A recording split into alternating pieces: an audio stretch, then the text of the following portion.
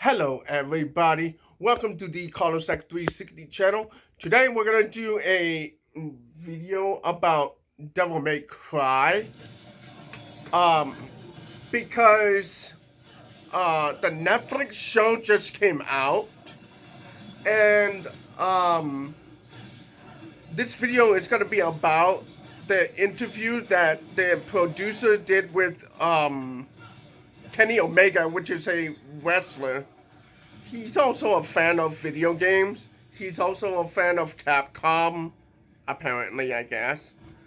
But in that interview, he was kinda not understanding what Devil May Cry is and what it represents and what Dante is, what Lady is. The lady one is the big one, the big sticky point. And we got Andi and Rundry, who appeared in the show. Uh, and Adi Shankar, he said that the game seems like a prequel, like before Dante is Dante. But the show, it was kind of weird in a way. Yes, the animations are cool, but there's something about Dante that did not make a lot of that sense in the world that would make sense in that Devil May Cry series. And I'm talking about the games. The Adi Shankar was trying to do like a modern take on Devil May Cry while trying to make it fit in the canonical series of the game. But it fell flat for a lot of reasons. Because, in my opinion, Lady, the lady that is in Devil May Cry Netflix show, Lady is not the type of woman that swears. So it's a bit off-putting to a lot of the Devil May Cry fans that she's talking trash and she's swearing at the same time. So that doesn't make sense. The other thing that didn't make sense is Anji and Rundry is no longer the headless monsters that they are. They are fully head. Their hands are in the head. There's no... I'm gonna show you a clip in a minute. Hello, here we are. Let me show you this for a second, okay?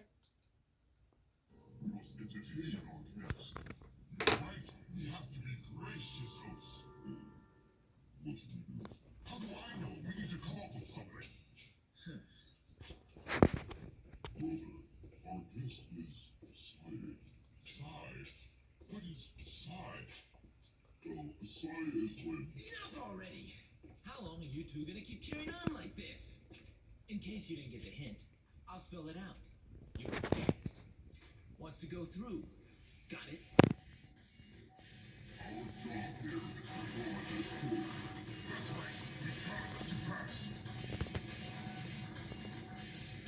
See?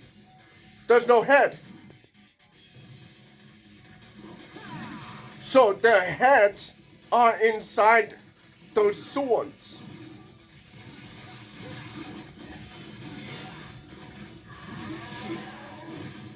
I'll let it go for a little bit because I want you guys to understand what Devil May Cry is.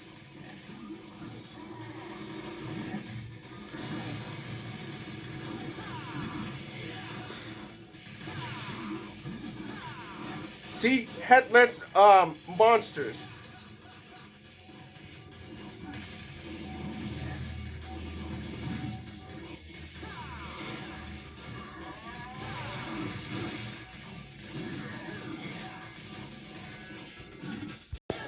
Okay, so you just saw that clip.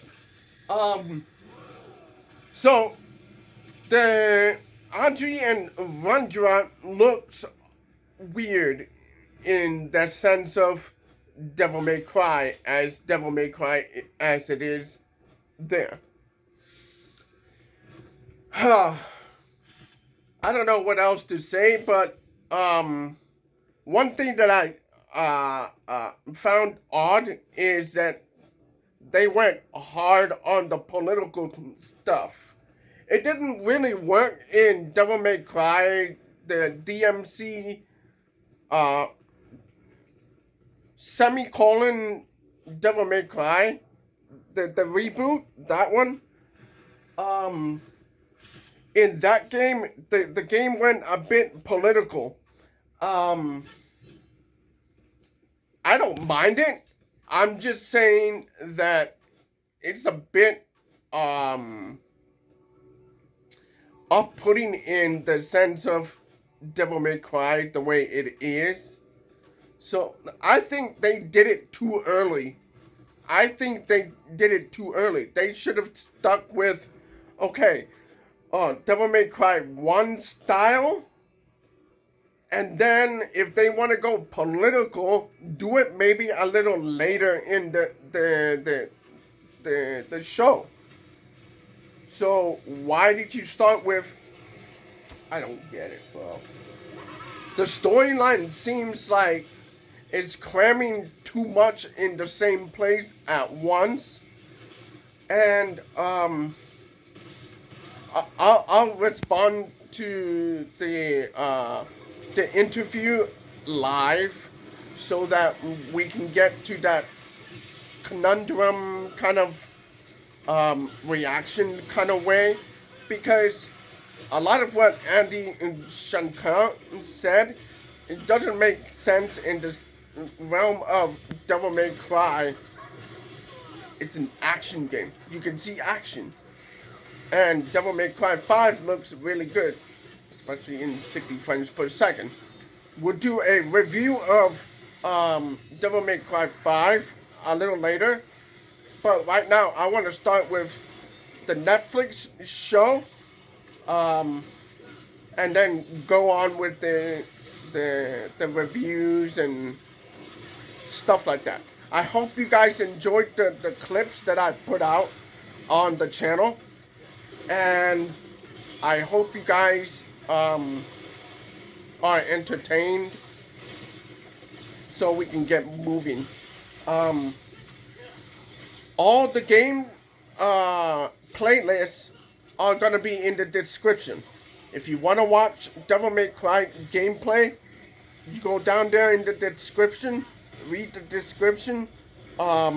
It's gonna be all down there.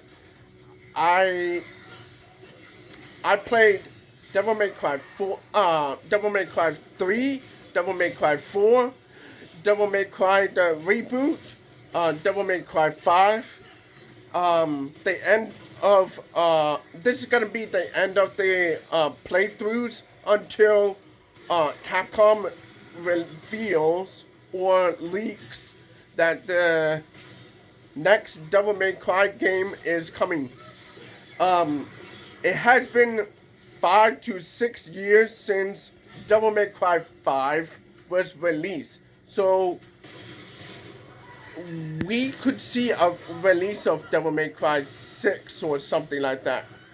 But I don't think we're gonna have the Etsuni Etsuni.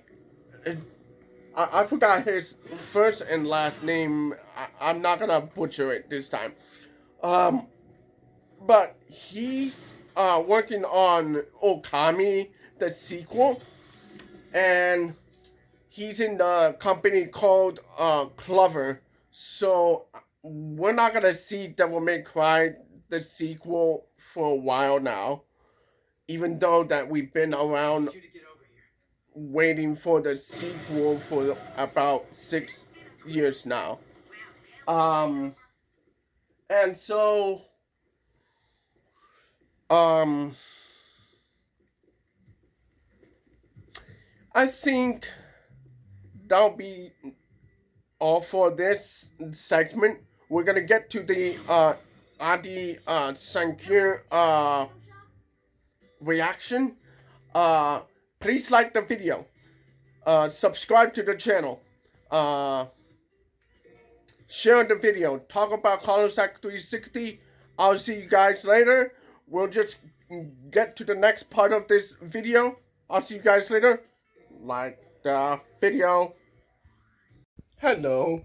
So here we are. We're at the interview now. So what's funny about this interview is that the video is actually accompanied by this video. It's like a recommendation part of the video. And it says the DMC anime misses the point of Devil May Cry. And it's right here. See? So, yeah. It does miss the point of the Devil May Cry series.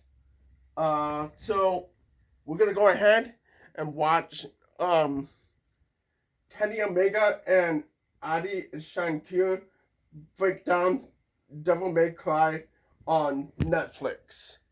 It's really funny. It's funny. But yeah, let's go. Here with my friend. His name's Kenny Omega. Hello, everyone. And we talked about a lot of things. We did cover a lot of issues, topics,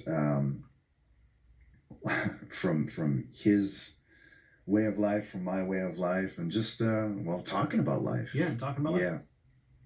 So hopefully there was something entertaining and interesting to the people at home. Yep. Listening today, or wherever you may be, mm-hmm.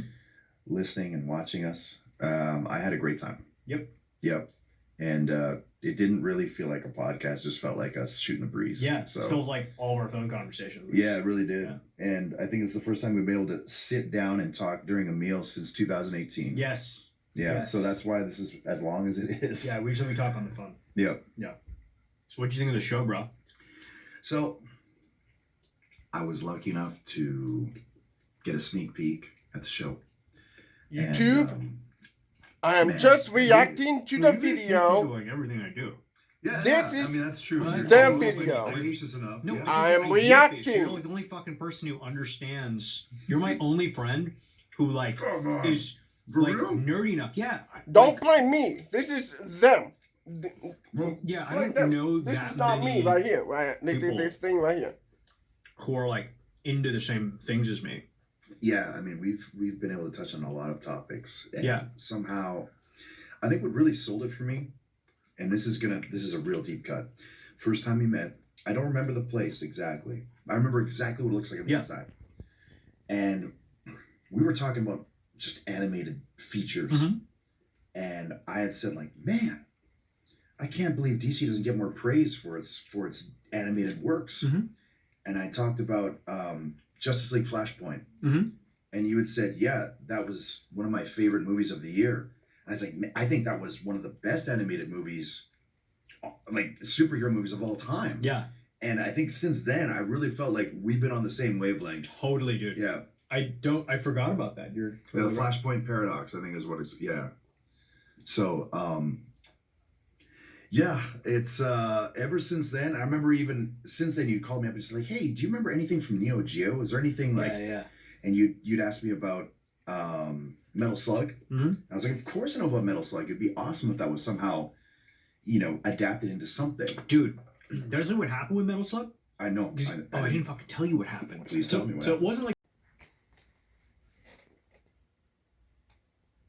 negotiating with SNK Really? to acquire Metal Slug. Mm-hmm. Well, now I think is the time. So I went down the road, like got to the 1 yard line, and then I guess the Prince of Saudi Arabia bought the company, and Yeah. and then my deal fell apart, Yeah. like right at the 1 yard line. But I had scripts This is and a everything. shame. Yeah. Yeah. I had If you scripts could and have everything. done Metal Slug and Neo Turf Masters, the world would have been a happier place. I Yeah. would have. I was a huge Metal Slug fan, and at a time when not many people knew what Metal Slug even was. I just knew that the sprite work, the animations, the gore. It was just a cool game, you know. Metal Slug was fucking great, bro. Metal Slug is well known in the arcade circles. Um, but not a lot of casuals know about it because Neo Geo is about $500-$600 to buy the system. There's an arcade machine and there's a like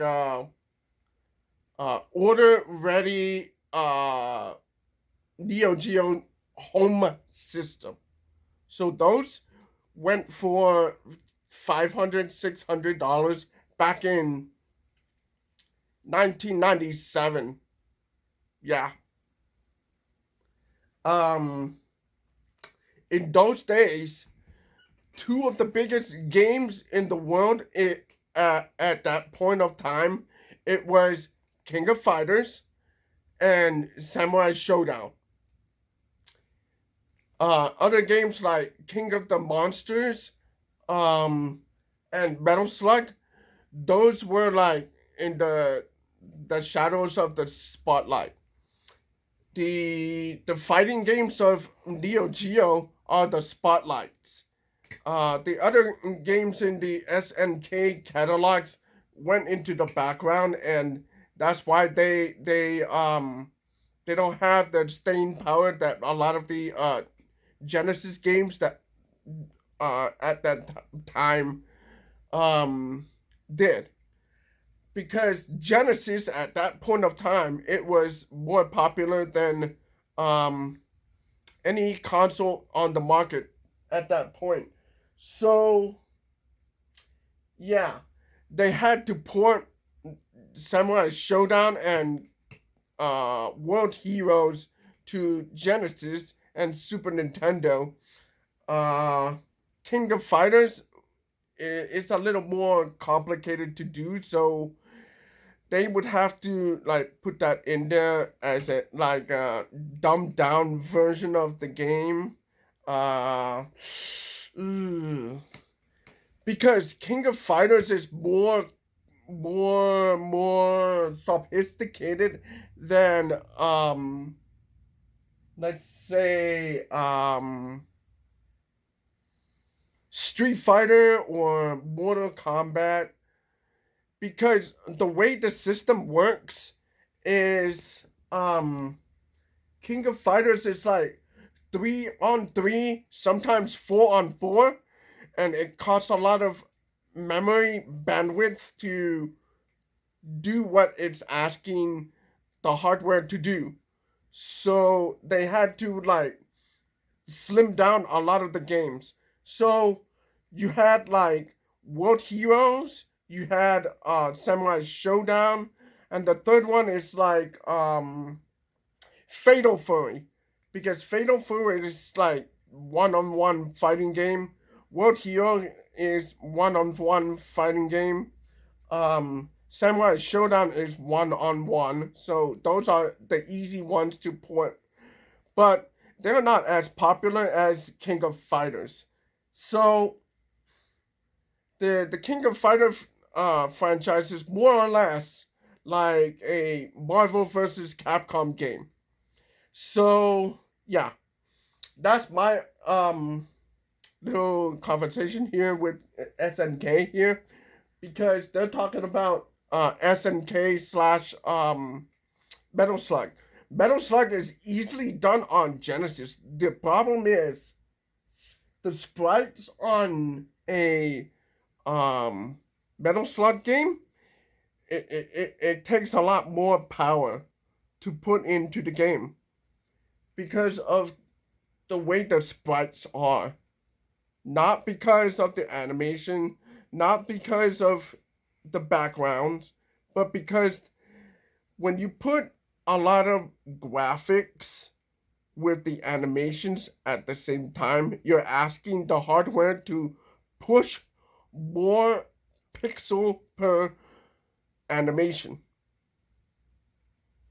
for example, on Genesis, you can only do so much pixel for animation. Genesis is very weak. Super Nintendo is about 20 to 30 to 50% more horsepower than Genesis. And that's debatable. But it's because of what the developers can do with that hardware.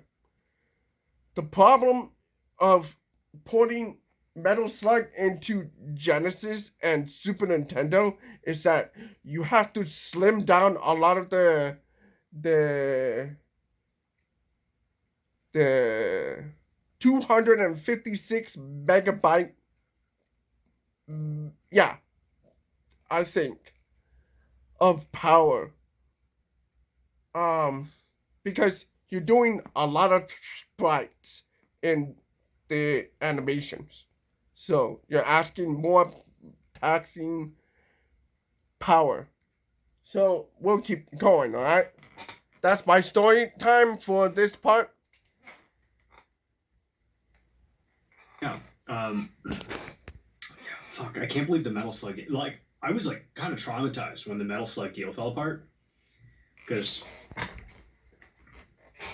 I mean, look, I love Metal Slug, you love Metal Slug, but it is it's a fucking deep cut. It is a deep cut, right? But I felt like that's right in your wheelhouse, though. 100%. But when the deep cut of the deep cut of the deep cut, like kind of like, there we go. I think that's better. It was like the Crown Prince of Saudi Arabia that was like acquiring the whole company. So I was just like, oh my god, like maybe I'm not as fucking awesome as I think I am. Don't even start. No. Entrepreneurial hint here.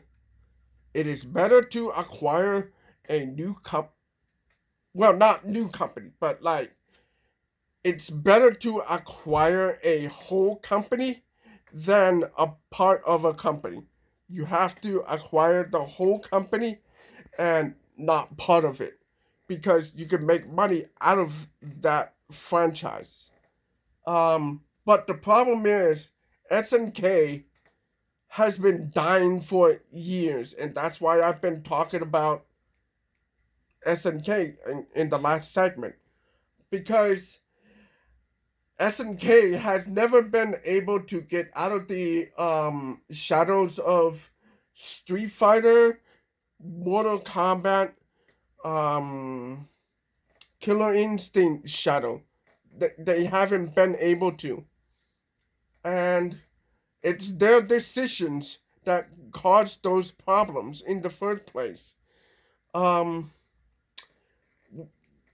Because after Neo Geo, they went to CD-based consoles, which caused, and here's the problem, when you put too much memory into like a CD, you're gonna have like a lot of loading times, and that put a lot of customers off from buying Neo Geo consoles in the future. So that was part of the problem with SNK. They didn't know how to market to new customers. They didn't know how to get out of that box that they put themselves in. By the time that we went to 1999, 2000, that period of time, arcades was out of the door. So SNK was not able to recover from that. The only way that they could have recovered is like reboots of games that were high sellers for them. Re-releases like PS2 compilations, Samurai Showdown compilations, Samurai Showdown compilations, whatever you call them. And then Samurai Showdown came out with a reboot, and it sold pretty well enough to greenlight like downloadable content. And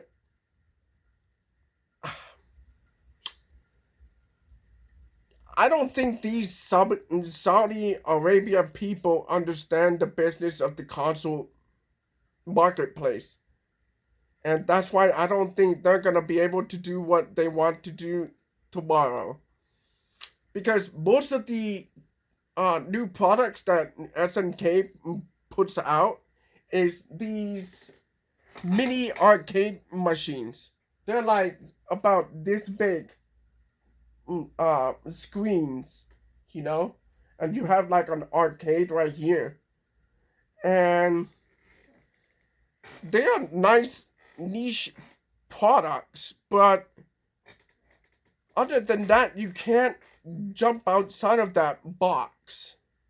You would need to have somebody like Sammy and Sega to come in and do marketing, to do all this.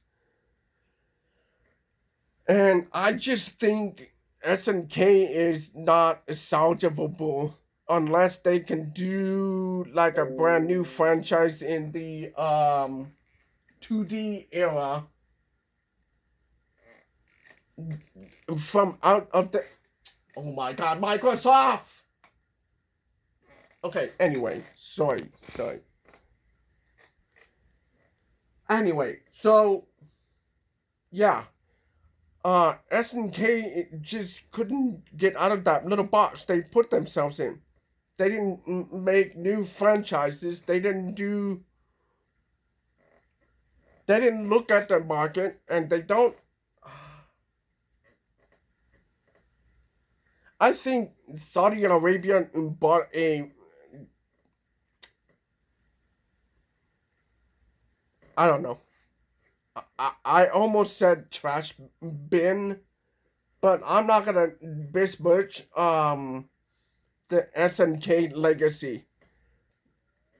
I just don't think they can get out of this little box they put themselves in. I just don't think they can. There's a lot of King of Fighter fans, yes. There's a lot of Samurai Showdown fans, and I'm one of them. But they cannot get out of them. They can't get out of the little box. Okay? Let me put it this way. Devil May Cry has a cult following, and they can get out of that little box, and they can reach new people, my brother included. They, I think there's a market for Devil May Cry fans out there in the world. And I don't think SNK has that niche market penetration that a lot of these franchises have. Like Resident Evil. Resident Evil is a niche, and it can stay there for a long time. And it has been doing that for the last, I don't know, 20 years. So I feel bad for SNK because if they really want to break out of the scene and do more than 5 million copies worldwide, they would need to look at PlayStation, they would need to look at Sega, they would need to look at uh, Nintendo and see what they did better than the competition and do it almost similarly. And I just think they just don't know how to get out of that little box. I think they are just selling to their own fan base for the time being until the economy can get better. But I don't think Saudi Arabia understands the console business and why they bought SNK. SNK is a little company right below, let's say,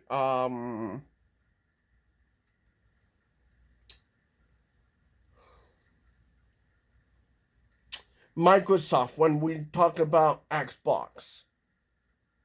Microsoft has been selling like 5-6 million copies of Xbox consoles recently and cannot get out of there. The best console is Xbox 360 with 100 million copies of Xbox. That those days are gone. Xbox One destroyed the brand for a very long time. So yeah, I'll just keep going. We'll just get back to the subject of Devil May Cry. But I feel bad about SNK. That is my TED talk about SNK. I just feel bad. My favorite show on Netflix on the anime side is Castlevania. I did a bunch of videos about Castlevania, and I'll do like a new one around the shows, and I'm gonna go all the way to the new Nocturne show. It's a good franchise on Netflix. Wish they would use that person for. I wish they would use that team for Devil May Cry. I don't know why they did it. They didn't because this interview does not make me confident about Devil May Cry, the Netflix show. It doesn't. Let's go. Oh, come on, dude. Seriously? Okay. Sorry, I got myself confused here. It is my fault. Come on. Look, I'm happy for SNK. I'm so glad that they have money now to do whatever project it is that they want to do. They're tossing a ton of cash into their projects. Crazy guest characters in their new games coming out. I think they have something like 11 projects on the horizon, something like that. It's an obscene number. So I'm just happy that someone has breathed new life into the company. And I think, hey, if you want to work with SNK in the future, I can't imagine them not wanting to work with you. For sure, yeah. It's just sort of like a maybe not now thing, but maybe in the future. And in fact, now they have more They can't.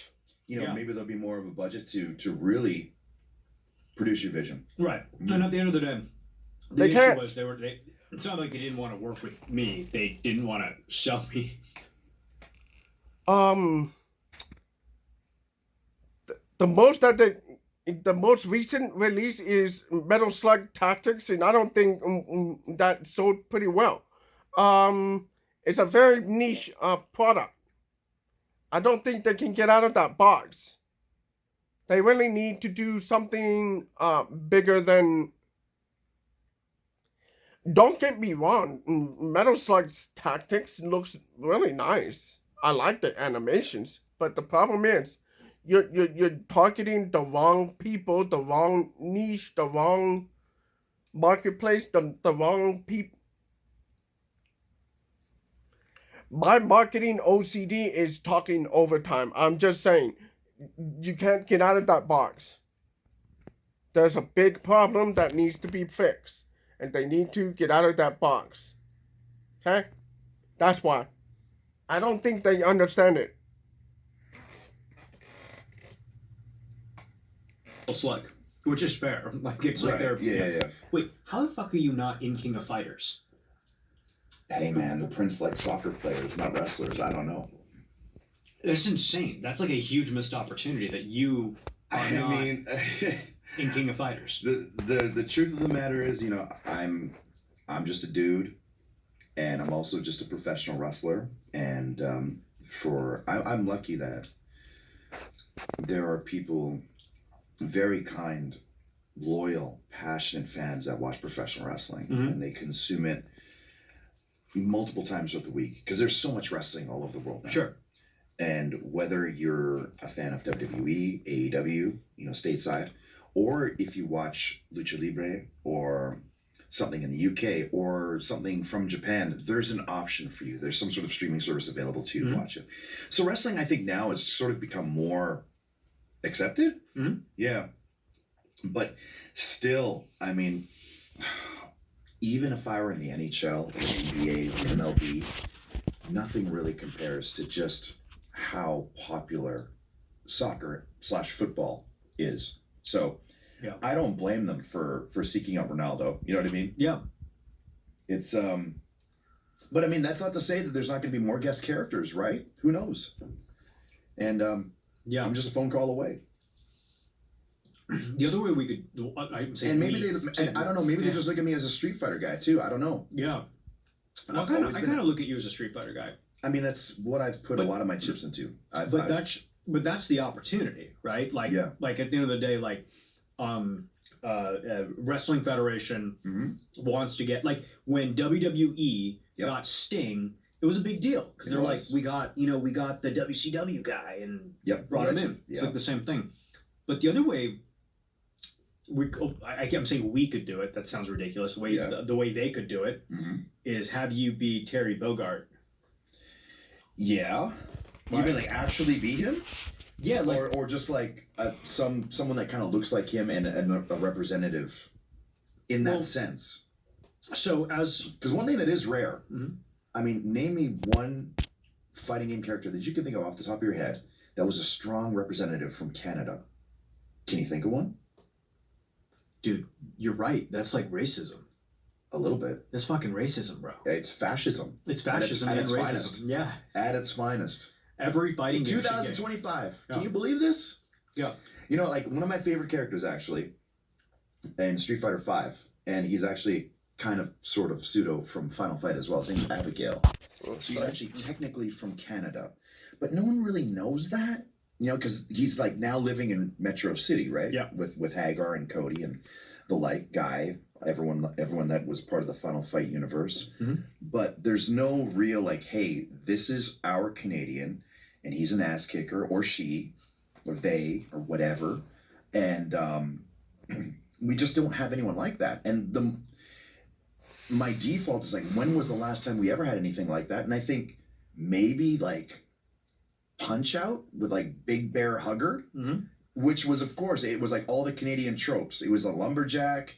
He had like maple syrup attacks. He would give you a big bear hug. It was just like, it wasn't a cool Canadian. You know what I mean? And not saying that I embody that whatsoever, but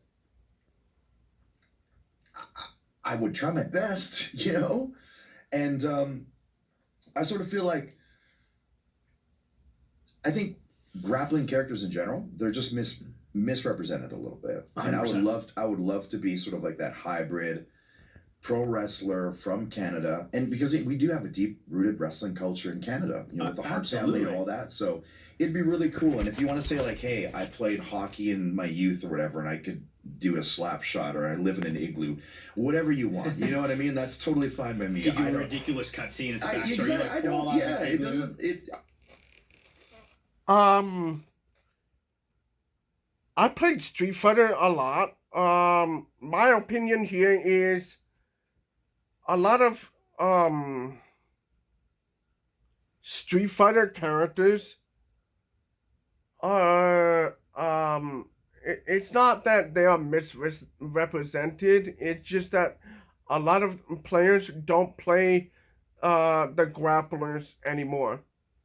It's like Zangief. I think he's from Russia. His stage is basically Russia. But Zangief is more like a grappler, tanky Street Fighter. So, but the problem is Zangief is a little slow. He's more like a methodical wrestler, grappler kind of character, and I stopped using him later on. most of the players that play Street Fighter is your normal Ryu, Ken. Sometimes you would see DJ, you would see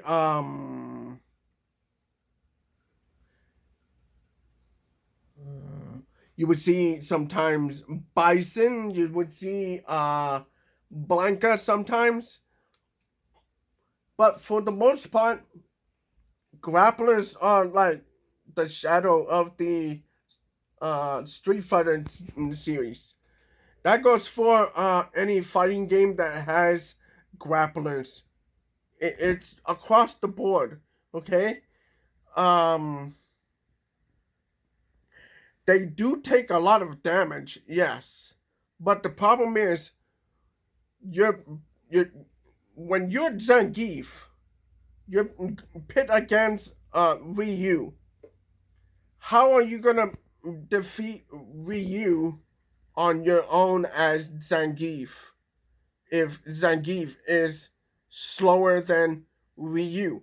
Because Ryu is more like an agile fighter.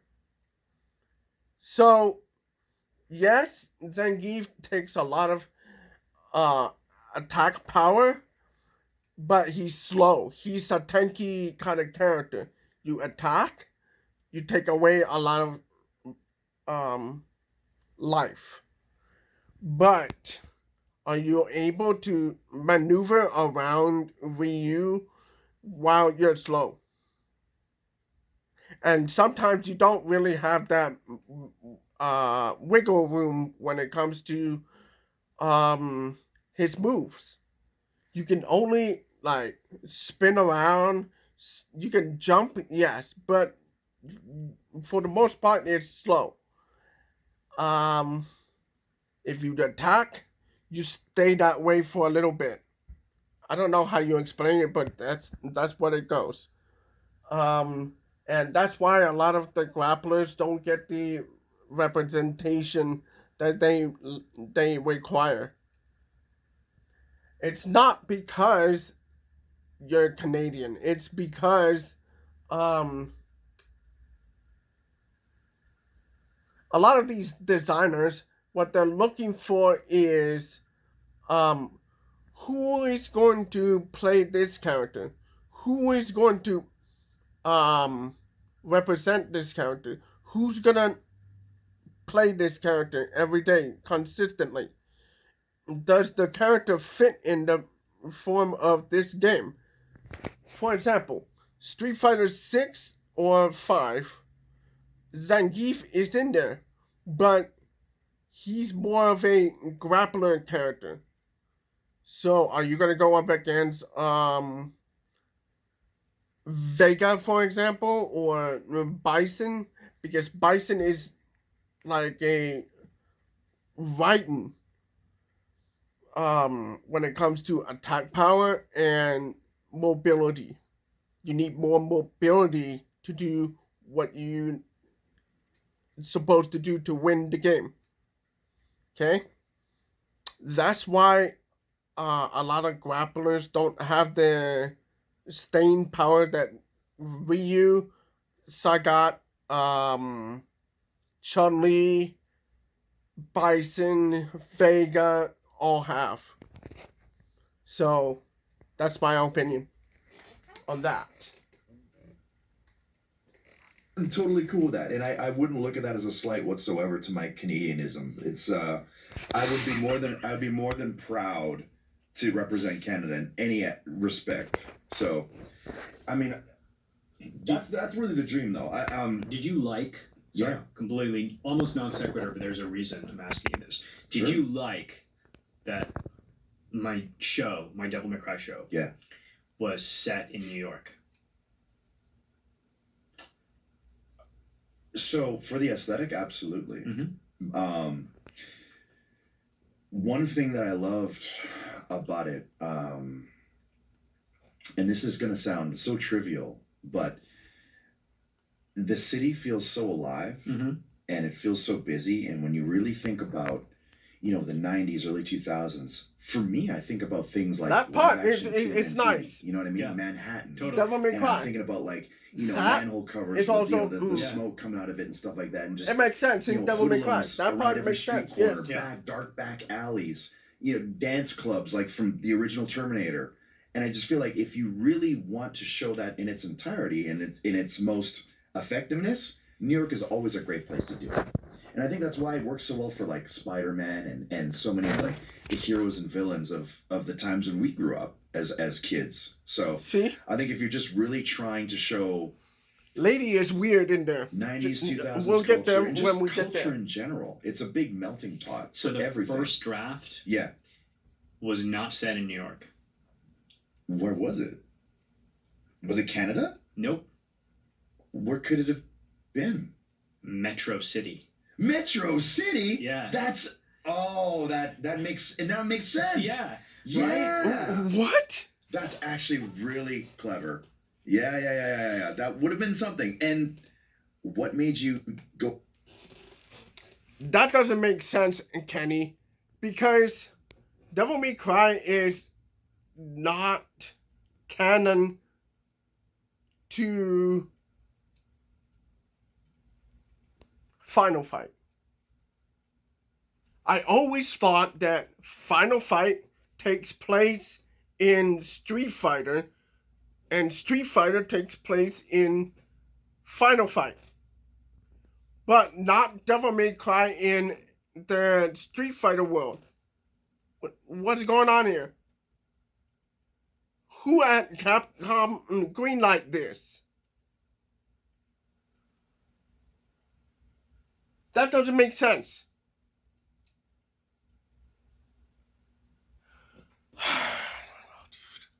This is my first problem here. Because Final Fight, Metro City, that's the universe. But Street Fighter takes place in Metro City. Yes, it does. Because it shares a lot of the characters from both franchises. But how does...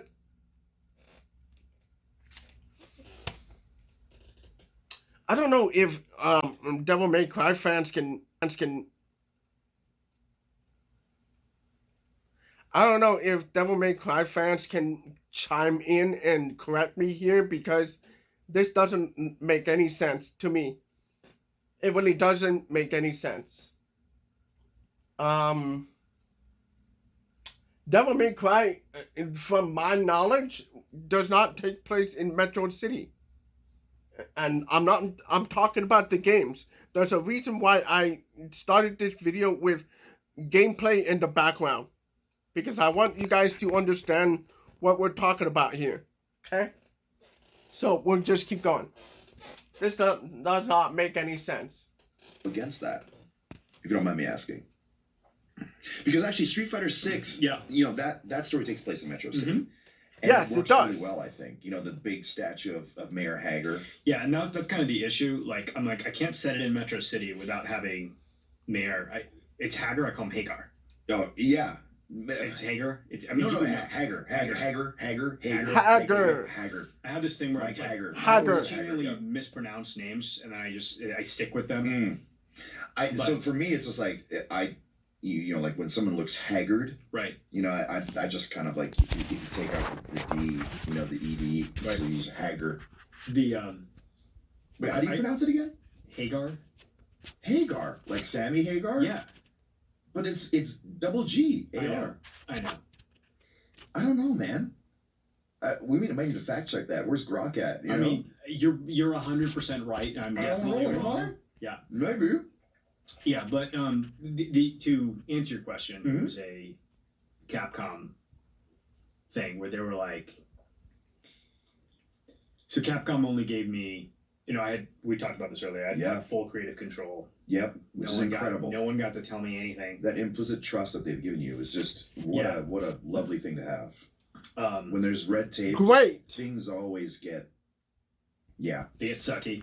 Yeah, very fast. Exactly. Well, they get diluted. It becomes paint by numbers. It becomes corporate. Exactly. You start playing it safe. Not that I took like any crazy wild risks with the show. I mean, like a perfect example, and this is off the top of my head. I'm just pulling this right out of my ass, but like the original Mortal Kombat versus DC, where DC was like, "Yeah, we'd love to do a game with you, but you can't fatality our characters. They can't die in your game." Yeah, that sucked. It was terrible. In the game underperformed. Completely agree. I completely agree with that. That was a stupid decision in the first place. If you're gonna do a crossover event like that, which I liked that crossover, but how are you gonna do fatalities if you can't do fatalities on, let's say, Batman or Flash or... So what they did in Mortal Kombat versus DC is that they took out fatalities on most characters and slim it down. For example, you're Superman, right? If you play as Superman and you do a fatality on that character, you're going to be able to take Superman, go through a bunch of buildings, smash them through buildings, and finish them off. I forgot how it really actually works, but what I'm saying is they dumb down fatalities for the sake of making DC characters seem pristine. I don't know how you explain that, but that whole thing, yes, I agree with Kenny Omega here. I fully agree here. I agree, 100%. Agree. Yeah. Agree. So, I mean, now that's not an issue whatsoever. All the guest characters are doing crazy fatalities, and they look so good. As they should. Absolutely. Like the Ninja Turtles absolutely need to be doing skateboard fatalities. Yes. Yep. Like, why would they not? I don't know. Yeah. But it makes sense though. Like if you're in Hager's City and Cody's there and Guy's there and Mai's there, like and everyone is there, why would they not be seen or get involved in some way, shape, form, or fashion? Yeah. Yeah. Eventually, you'd have to cross that bridge, probably. Right. Exactly. Exactly. And I was kind of going for a more Nolan-esque tone, right? I wanted a very serious, very dark, very dangerous, very dilapidated world. Yep. And Dante is an outlier. He's the one who doesn't fit into the universe, right? He's like not necessarily fish out of water, but like he's not taking things seriously. He's jokey, and again, he's doing this because he's hiding deeper issues. That was weird, by the way. That was weird. So that's why when I was watching it, it sort of felt like, in a way, and it's totally not the vibe whatsoever, but because Dante is so overpowered in a world of muggles, you know what I mean? Just to steal a term from Harry Potter. It's like it kind of reminded me a little bit of the original Terminator, where you had Arnold walking around who couldn't be affected or killed by anybody, and it would take someone with extreme power and knowledge to be able to do so. And you're in a world that isn't technologically advanced as him, and in this case, it's just a matter of power levels, and fight capability as well. Exactly. Yeah. It reminded me a little bit of Terminator, but also in a way, it also sort of has a cyberpunk feel to it. And I don't know, that might sound odd.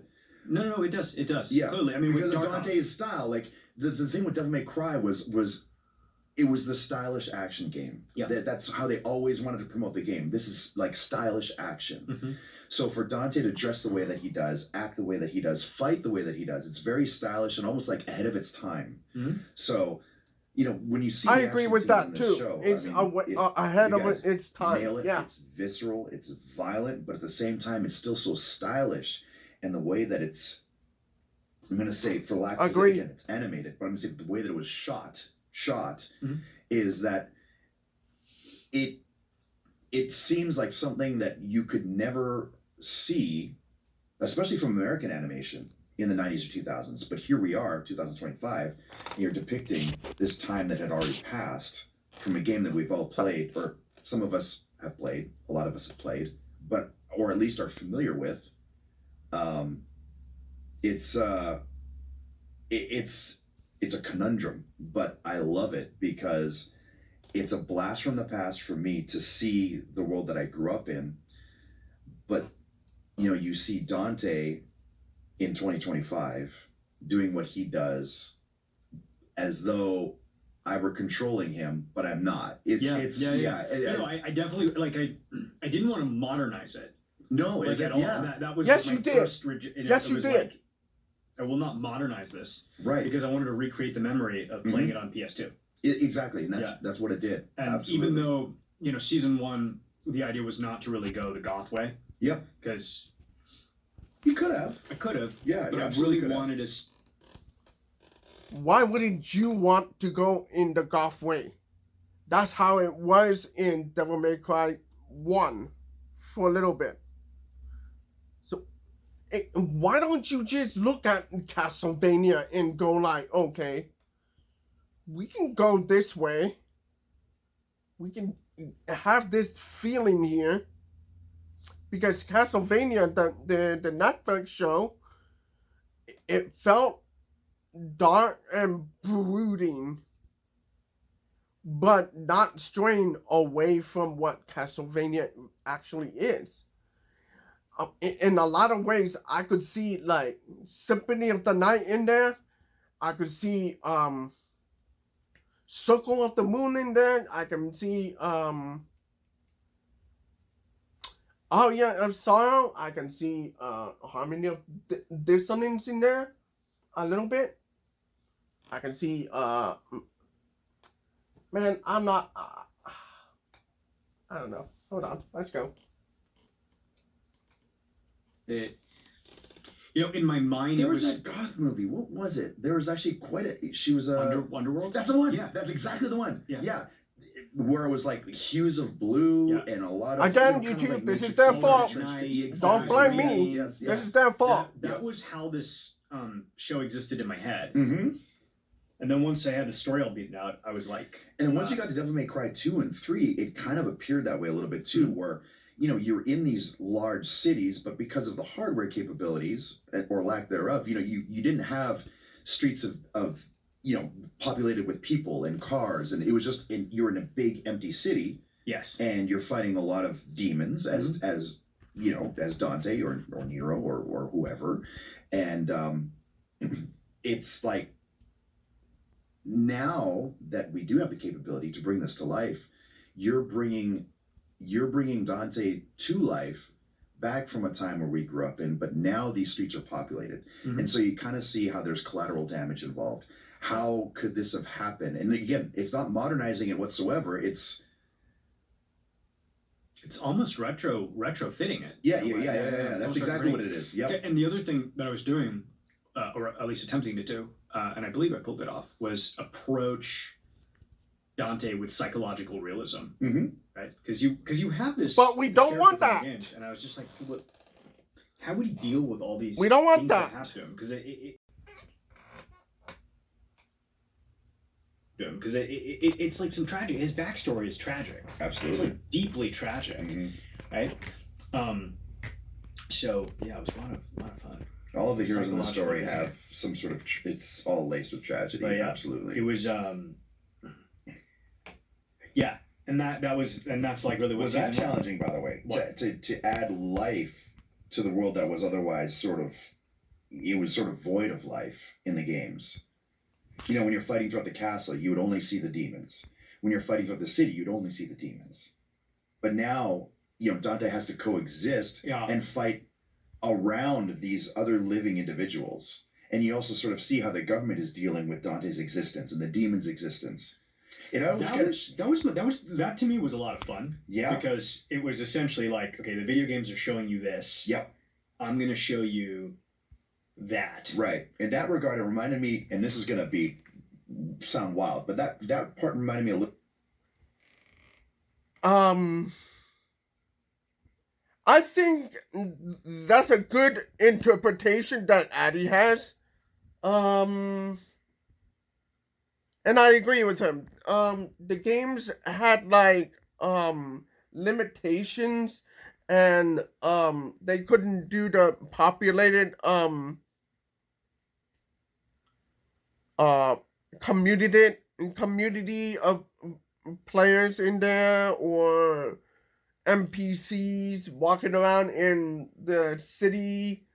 They couldn't do that without having demons in the same place. But the problem is the games made it feel like there was no life left in that world.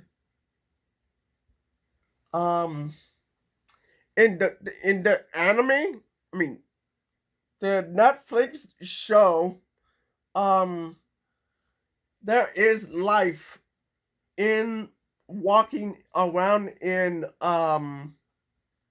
that Metro City interpretation um of Devil May Cry. Uh and I do agree that there needs to be a little bit of humans to show that there is a little bit of humanity. Um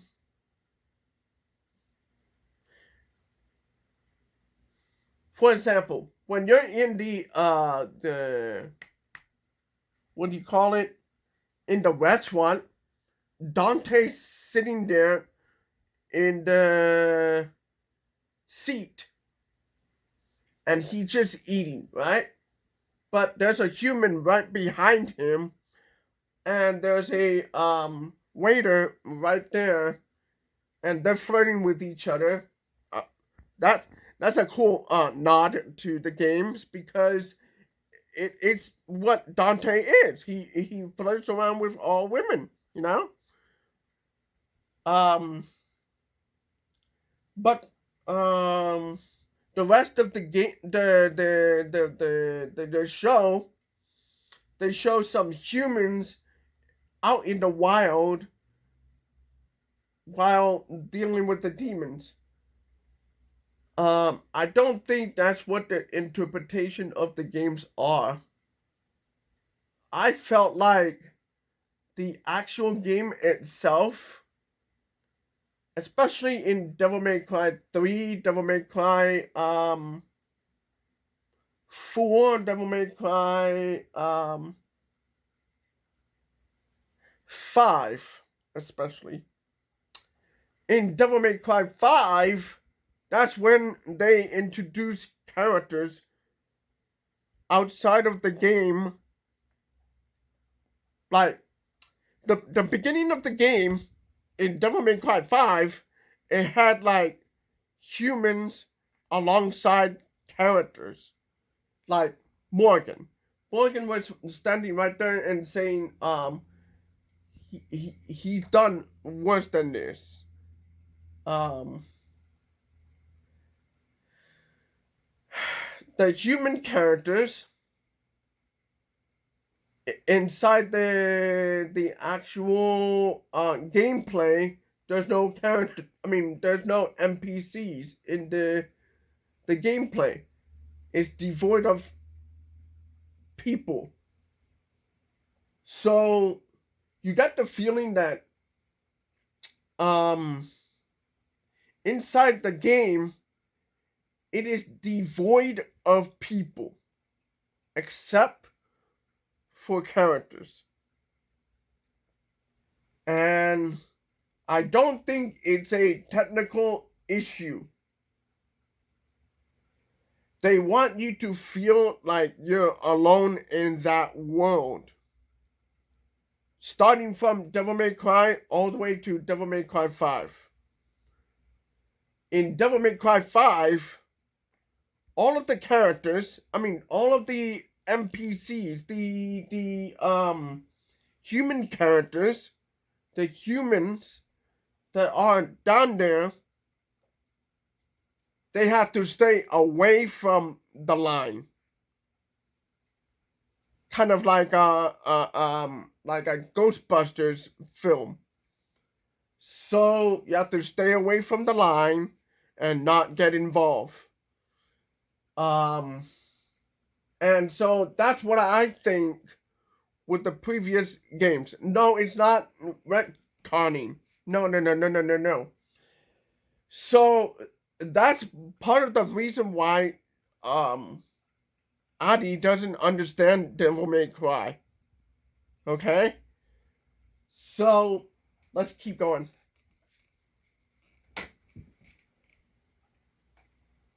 Like Godzilla. Or it was like, yeah, you know what I mean? Where absolutely. You could have Godzilla tearing shit up, kicking down buildings, swatting down planes, but you never really see how it affects the human life around them. And then until it became sort of like... That's a great point. Kenny Omega makes a great point. That's what I'm saying. They don't want the humans, and I'm talking about the producers here. The producers of the games had this conscious decision in the early games to not have any human life in the actual Devil May Cry games, especially Devil May Cry 4.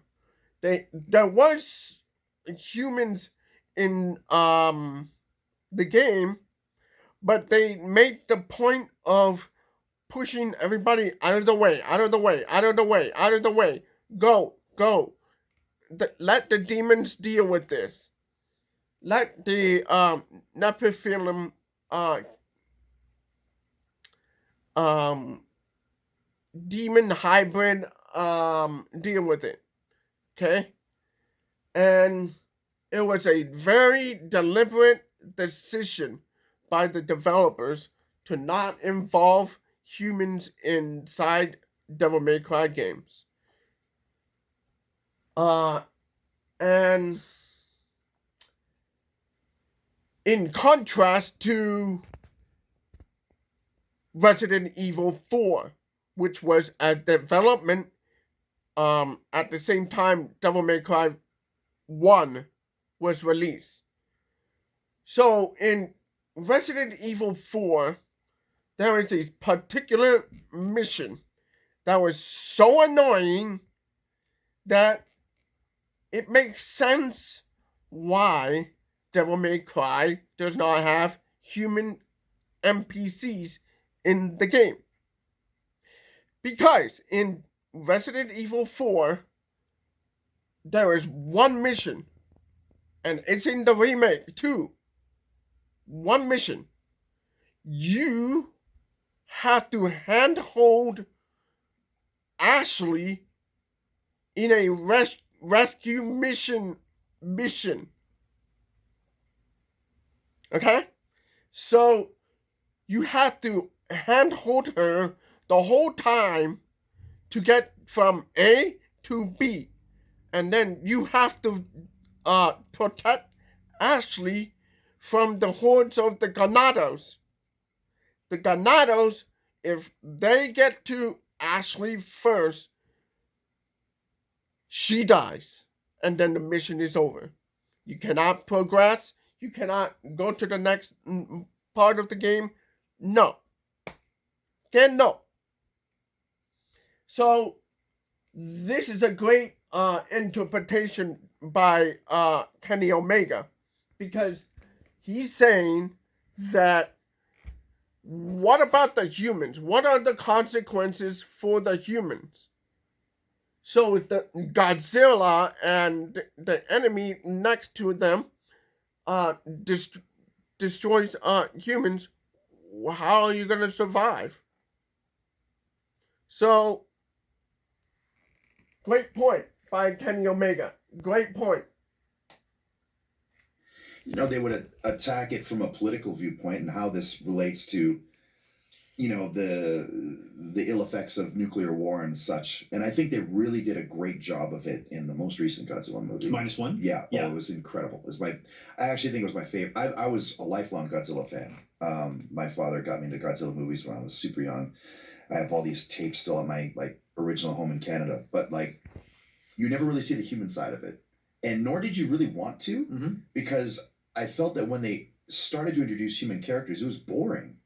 But in this case, in this show, you see the stakes and how it actually is very terrible for human existence for these demons to be able to cross over into our world. Yeah. Yeah. Yeah.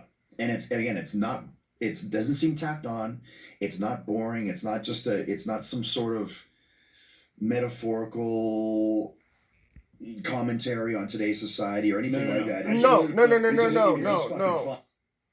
No. The way they made it less boring is Dante. Dante is not this serious character. So when he interacts with the humans, he's relatable to that human species. So the humans understand what his view is. And they don't even know that he's a demon. He's a Nephilim, but he's a demon. A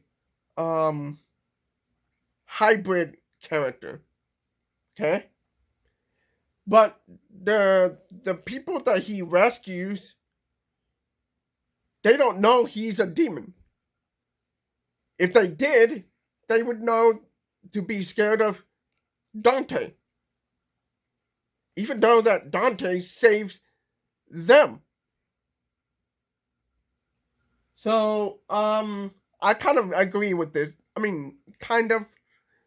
I don't agree, but I agree. It's like bouncing back and forth to ideas. But yeah, let's keep going. I told him to play completely Yeah. real. Yep. So Dante's fun. He's having a good-ish Yep. time, Mhm. right? But yeah, I wanted to play it completely real, completely straight. So that was the cool part about Dante too. Is like he almost doesn't even realize himself the stakes that are, or what is exactly at stake by his existence. Yeah. And by him existing with the power that he has, which is he understands the stakes. He knows the stakes. He saves the humans because of the stakes. But what he's saying here is Dante doesn't realize that the stakes is high because of his powers. His powers make him feel like he can do whatever he wants, however he wants it, but he knows the stakes for the humans. Because if the humans attack them, they are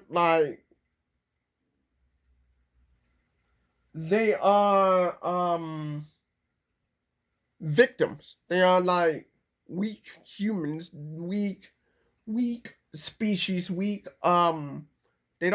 can't defend themselves. Not even if you have a gun. Not even if you have a gun. Well, keep going. Very cool to follow along and investigate as you progress through the show. Yeah. It was fun creating a story or concocting a story. Yeah.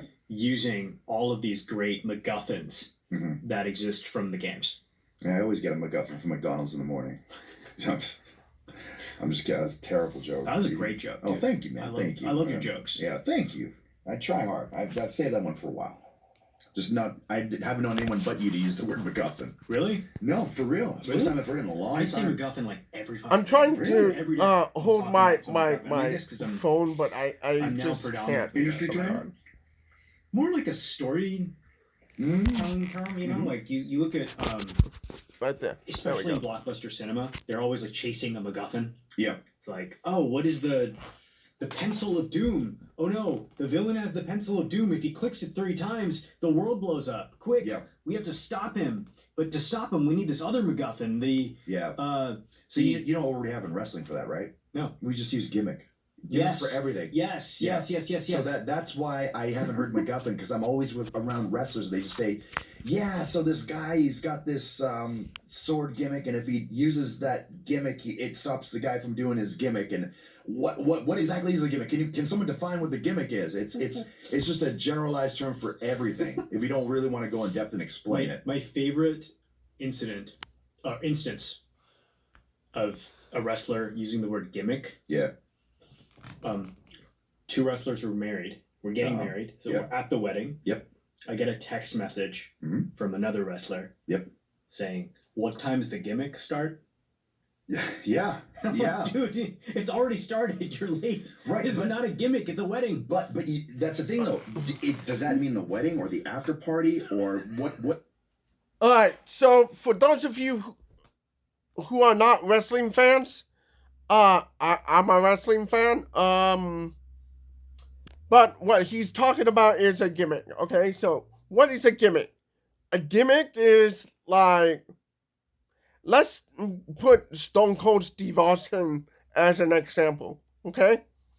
Stone Cold Steve Austin, his whole character, starting from the beginning, was a guy who worked for the corporation, but his boss is breathing down his neck all the time, telling him what to do, and then he's fighting against the system.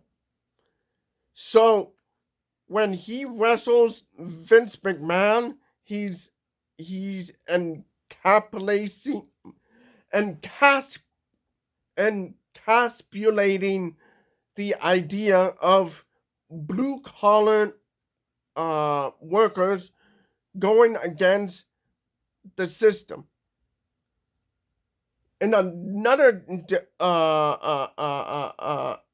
analogy I can make is Matrix. Okay, Neo is fighting against the system. Neo is trying to shut down Matrix. Neo is trying to revolutionize Matrix to free the people of Zion. Zion is under control, and Neo was the savior of Zion. Okay? One more example I'm gonna make. There's a wrestler. The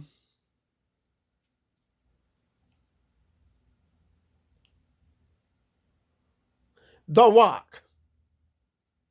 The Rock is another wrestler. The Rock is a movie star, mega star. I don't know what you call it, but he's as big as Stone Cold Steve Austin.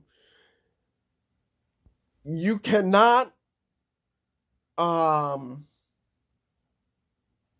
discount The Rock without counting Stone Cold Steve Austin. You cannot discount Stone Cold Steve Austin without The Rock. You cannot do the same thing with Vince McMahon. But here's the thing, though. The Rock, the way his character is he's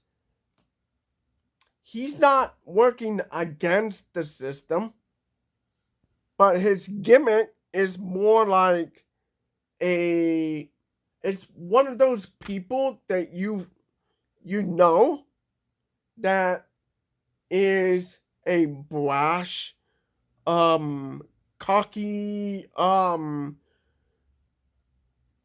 jerk off, whatever you call it. So he's basically like the bully he's basically the jockey bully in high school. So think of a Stifler, American Dad Stifler. So Stifler is basically in high school bullying everybody. But his character is more like a prankster kind of bully. So if you were an asshole to him or any of his friends, he's gonna pull a prank on you because you were being a dick to his friends or him. Because if you treat him like crap, he's gonna treat you like you are crap. Okay? So what's my point? The Rock is more like him. He's more like this guy that women date. He's the guy that has a lot of friends and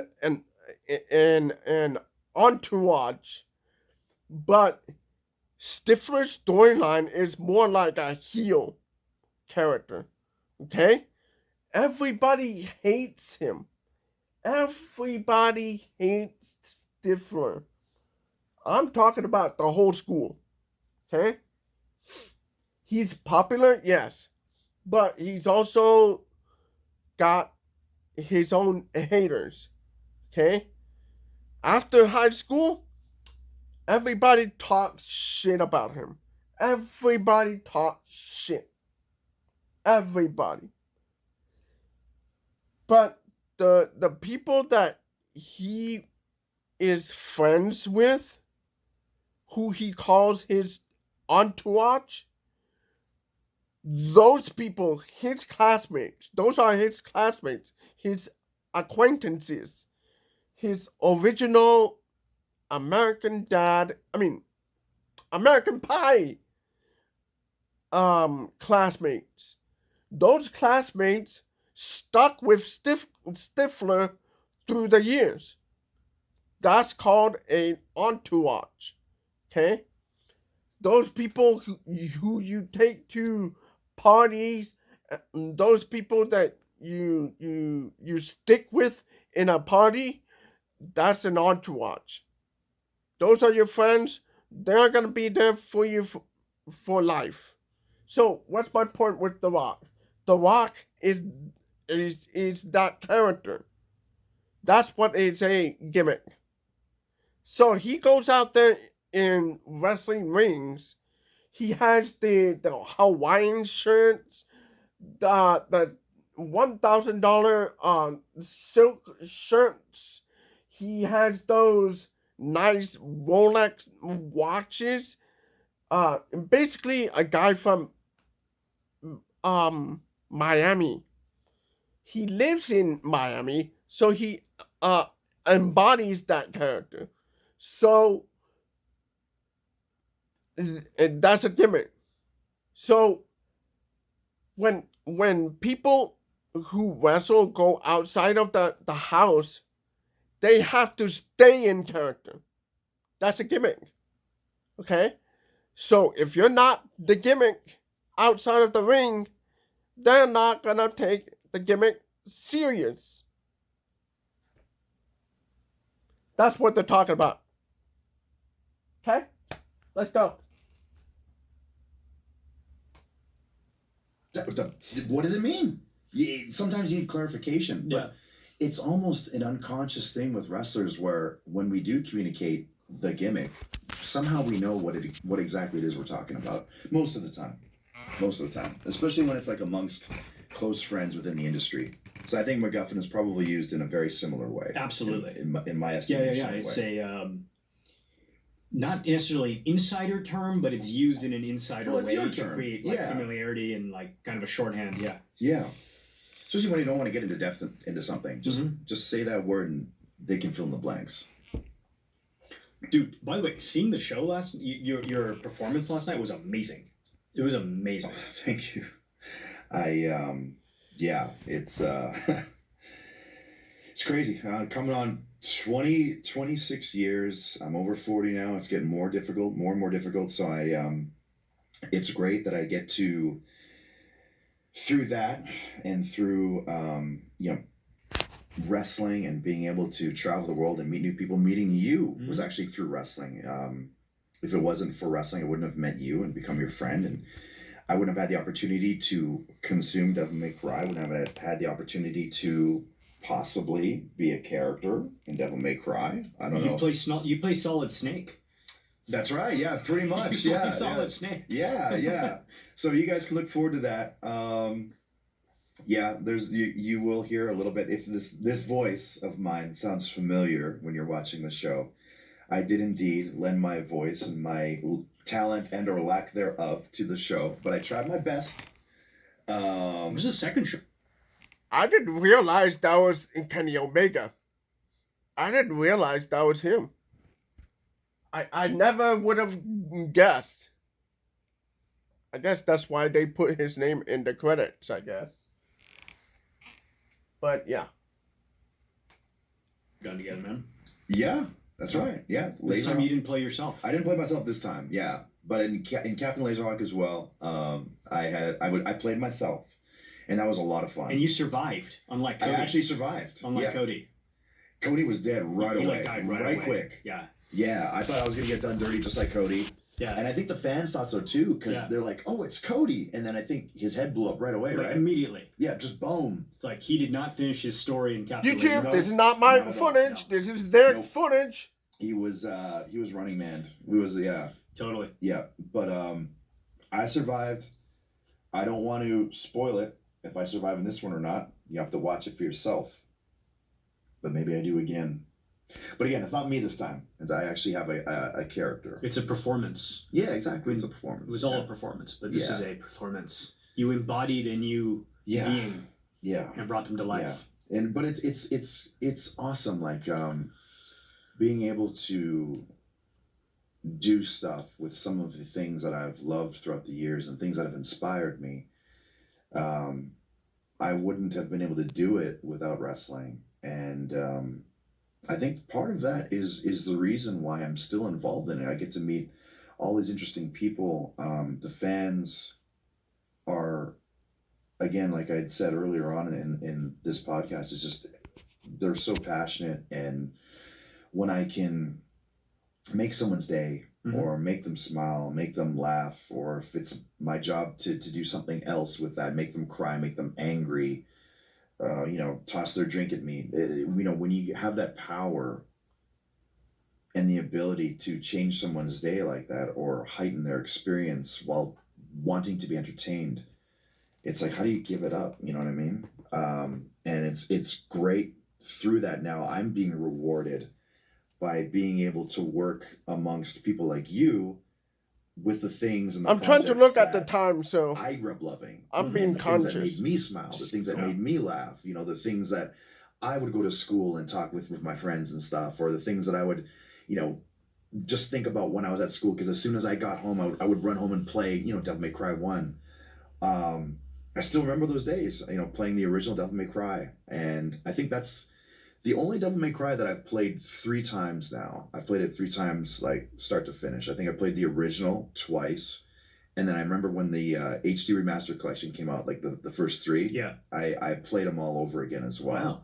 And the first, especially the first one, I don't know, like, if there's Devil May Cry fans among us right now. But to me, the first one just always has a special place for me. Yeah. I mean, you can... It is a great game. It is. But the problem is, it's primitive against Devil May Cry 3. So, a lot of the gameplay mechanics that made Devil May Cry 1 is a bit disorienting to go back to. I would have to play it all over again to really get back into the swing of things. But once you play Devil May Cry 3, 4, or 5, you cannot go back to the first one. That's the way I see it. It's a great game, but I'm saying the gameplay is a little more intricate than the the games that follow. And I'm not talking about Devil May Cry 2. That's trash. Um Devil May Cry, the reboot, the DMC Devil May Cry, that game is not necessarily bad, but it's not bad in the vein of Devil May Cry 2. It's a good game if we're talking about a different brand. But for Devil May Cry, it was it was a little disorienting too, because the whole skit of Devil May Cry DMC Devil May Cry, the whole shit is when you attack, right? But if you need a heavy weapon, you have to press the the right trigger, if I remember correctly. But if you need the light uh um colored weapon, you press the L button. So you're treating it like a gun on each hand. So you have one hand, the other one is another hand. So you you use both weapons like different ideas. So if you have a colored character, orange, let's say orange, you have to press the R button. But if you have blue, if you have blue, you have to press the L button. So that gameplay is a little disorienting for some people. But the reason why it was bad in the beginning is because um at that time Unreal Engine 3, not even 4 yet. It's not even 4 yet. Unreal Engine 3 was going through some issues, bugs, whatever. So DMC Devil May Cry was um a little buggy here and there. It was glitchy here and there. It was not too glitchy, it was not too buggy, but enough to make people frustrated. And then you have the aiming mechanism, mechanism.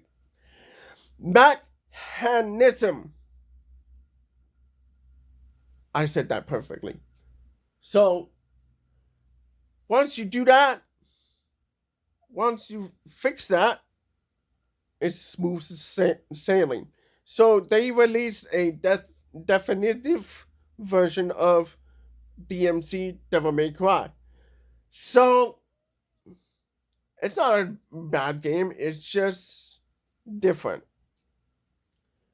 So the game's so pretty low because the way that Capcom revealed DMC Devil May Cry, it was portraying Dante as a uh um prison inmate or a mental intuition I mean institution kind of character. So they called him crazy in that storyline. And there were still remnants of that game in there, still in there, but not nearly as much. they removed some of these scenes from the game, so it's not 100% the same game. Anyway, my point is that game was not perfect, just had like controversy. That's it. And then when you release it in the state it was, you made the controversy even worse. So the game bombed at launch. It still sold well, but it wasn't as much as Devil May Cry 3 or 4 or 5. So that's all I had to say about that. But the first game, it was fantastic for that time. You have to like retrain your brain to play the game, because to do like an uppercut, sword uppercut, you have to press the the directional button going up. That's what you have to do. Uh, in Devil May Cry 3, you can do that, and that's how it's executed, but the way it works in Devil May Cry 1 is that it's mandatory to do it. Okay? Sometimes the uppercut slash is automatic. Sometimes. And it's dependent on where your character, your enemy is. So if that enemy is in the air, it gets automatically done. Not 100%, but close enough. So, Devil May Cry 1 is very intricate. So you have, every time you want to do like a uppercut slash, you have to press the up button at the same time as the sword slash. That was very intricate. And it was a good game. I'm just saying, the game is pretty intricate, pretty difficult by today's standards. Okay, let's go.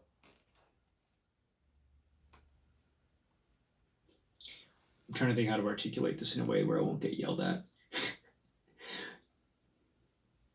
Look, Devil May Cry is a media franchise, right? Yeah. Capcom, great.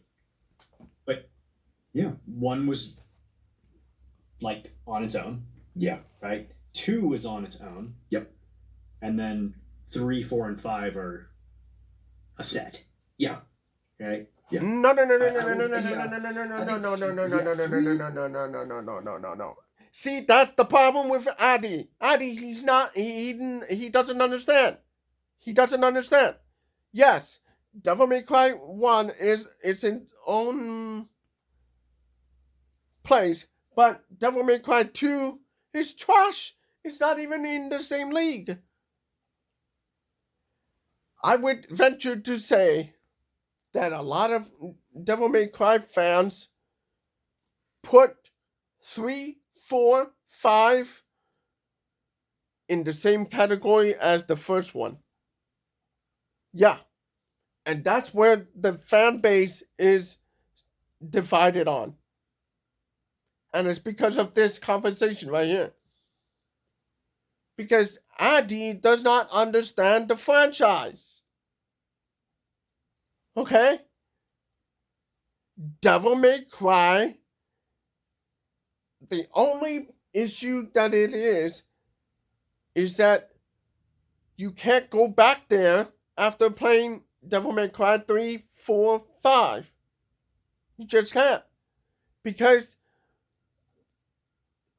Devil May Cry 3 set the standard. Okay? God of War set the standard.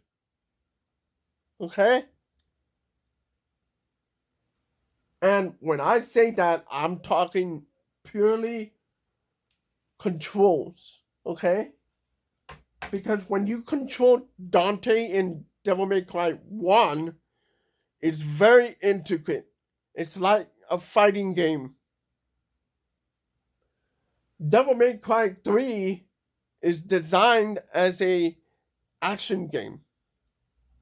And with elements of Devil May Cry 1 fighting mechanics. Devil May Cry 4 only modifies the ideas of Devil May Cry 3. Because Nero is more like a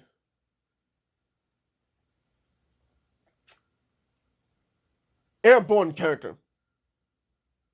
Yeah, because he uses his arm like a grappling hook.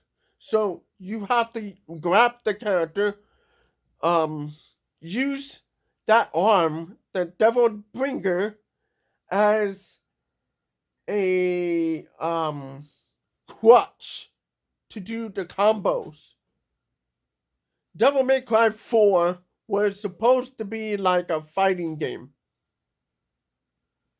It was supposed to be like a fighting game. Okay? But the way it was, I don't, I don't know if I'm making sense, but people like Nero, yes, but when it was introduced, people did not understand how the combo system worked with the Devil Bringer. They were used to the idea of Dante being the sword master in the game. But Nero was a combination of a grappler and a sword master because of the Devil Bringer. Okay? And you can feel it when you fight against Dante and then taking control of Dante shortly afterwards. It's night and day. Okay? Devil May Cry 5 fixed all those problems, but gave priority less to Dante. And fans got frustrated with that. Because the whole point of Dante, the character, is the versatility of that character. And especially if you played Devil May Cry 3. Devil May Cry 3 set the standard. So 4 broke it. 5 made it worse. That's where we're at. And that's why Adi does not understand it.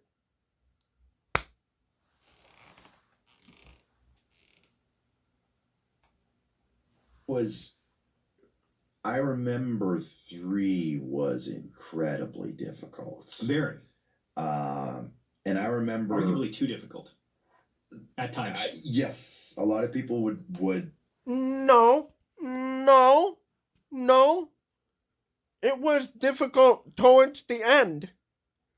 And it's not because of the controls. The controls were easy. The difficulty level went up. Every level you went up.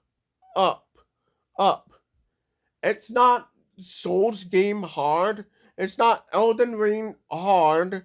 It's not Ninja Gaiden hard. No. Both of these are wrong here. This is wrong. Right here. This is wrong. I'm not saying Devil May Cry 3 is easy. I'm saying It's not as hard as they said. Okay? Would admit as such. Yeah. 4, I felt that when 4 came out, 4 was like where they really found their foothold in that stylish sort of way of, like, Dante was just super stylish in 4. Mm-hmm. You know, that's when you'd have the elongated cutscenes of him, you know, dancing like Michael Jackson and stuff like that. You know what I mean? There would always be really cool, like, anytime he got a new weapon, anytime he got a new power, there was something cool and witty he would do or say. And I love, for me, mm-hmm. my second favorite of the series is actually 4, believe it or not. That makes sense. Yeah, I mean, I don't. I mean, for other people, maybe it doesn't, but it's a nostalgia thing too. You know what I mean? It was maybe play some time in my life. Yeah, I mean, I remember when 4 came out, people were like not happy that Nero was a character. Yeah, they were like very, and now it's like, you know, people's favorite character. Like I said, but at the time, like people were like pissed off. Mm-hmm. Who is this Nero? Yeah, it's basically the same bait and switch as Metal Gear Solid 2. Everybody bought Metal Gear Solid 2 with the expectation that Snake would be the main character of that game. But instead, they got Raiden. So they fixed the problem by making Raiden the badass in Metal Gear Solid 4. And that's what they're talking about here. Because Devil May Cry 5 did not fix the problems of 4. Okay?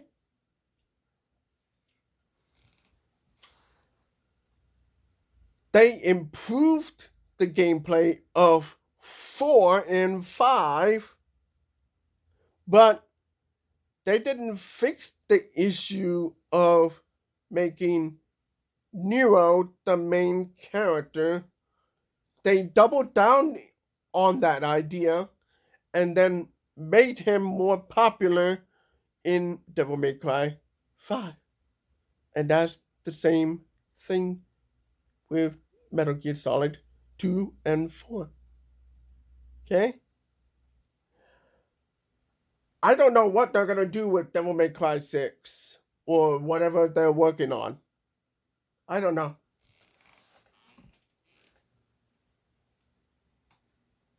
Yeah, and I think people were stoked when he became a character in Marvel vs. Capcom as well, 3, and even to this day, I think he's like one of the most top tier characters you can pick. Dante 2 is actually still really powerful, and I like that there are some Marvel vs. Capcom isms with Dante as well in the show. I mean, absolutely. I mean, I would say this show is equally inspired by Marvel vs. Capcom as it is by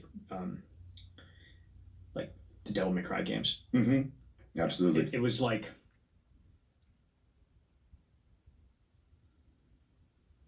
fuck, I don't know what I'm trying to even say here or how to say it, but I found myself when I was watching the show that, and I don't know if it was because Devil May Cry 1 for me is such like a nostalgia hit, but I was finding ways to tether every scene, every fight sequence, every line of dialogue to something that I had seen in my past that I really enjoyed. Like we had spoken in the car, you know, there's a clubbing scene at one point, there's a car chase scene at one point. It's like, this reminds me of this reminds me of that. The musical selections, the type of emotions that it invokes, and the types of, like I said, like when the fans at home, when you hear the music selections, it's just like the action is so well choreographed, but then there's these songs that you maybe haven't listened to in a decade or maybe decades, and you're singing the song and bobbing your head while these crazy action sequences are playing out live and in real time. And it's like you're reliving it, except you're not the one actually controlling it now. You're just able to sit down and enjoy the ride. I think that's what makes the series so fun, in my opinion. And I really do think that fans of the games and just people that love like cool animated features, people that love a good story, great art. The art direction is incredible. Um, I would love to actually ask you to talk a little bit more about the art direction and the people that you entrusted with the vision. So I got like really granular with the designs and the inspirations behind the designs. Yeah. Right? And one of the things that I had to be careful with is I couldn't have Dante be too flamboyant. Yeah. Because this is the earliest iteration of Dante. Actually, that's a bad idea, because Dante is very much in the middle of being a flamboyant character, this careless, crazy character, brash. But he's right that here's the thing. Let me put it this way. When I saw the Castlevania Netflix show, when I saw that, I said, put Devil May Cry here. Because the animations are great. The artwork is great. But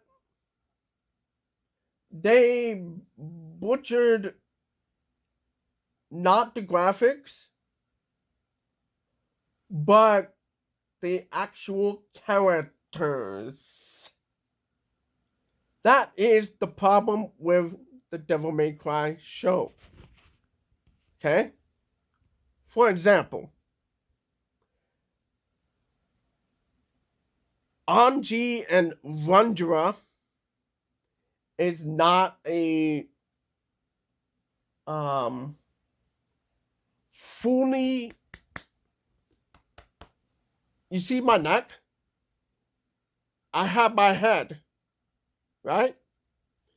Anji and Rundra in Devil May Cry, the show, Netflix show, they have their necks on and their face on. The whole body, same thing. They're not even swords anymore. So the swords that they have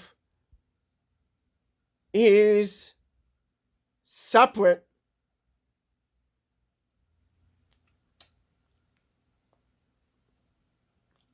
I don't know if I'm making sense, because the sword in the Devil May Cry game is actually the head and the neck connected to the sword. But in the Netflix show, they are fully head and neck. So, in another example is Lady. Lady swears in the games, yes, but not nearly as much as the Netflix show. So they went overboard with that. Another example is changing the storyline. Okay? In the games, there was no political stuff to begin with. None of it. Except for the reboot, the DMC Devil May Cry.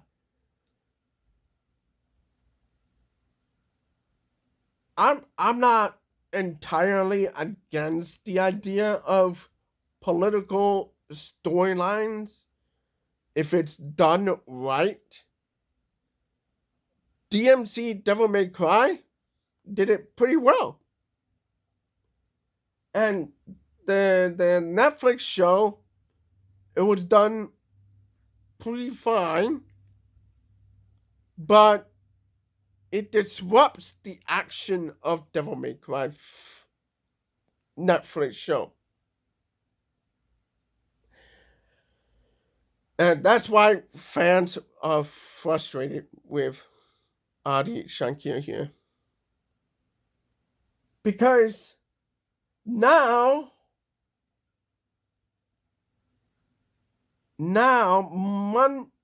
if I remember it, Mundus is part of the political side of the game. So I don't remember, but what I'm saying is like the cliffhanger of the series at this point is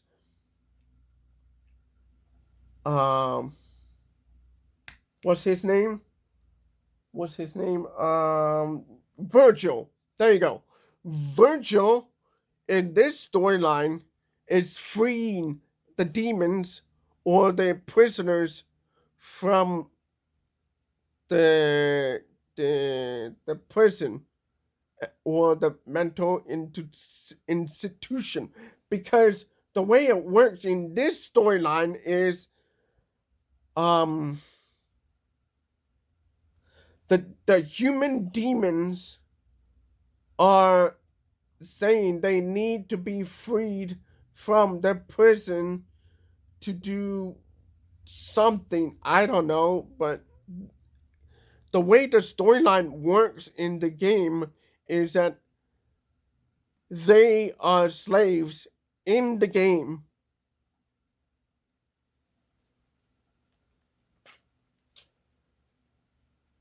And then it goes into the tirade of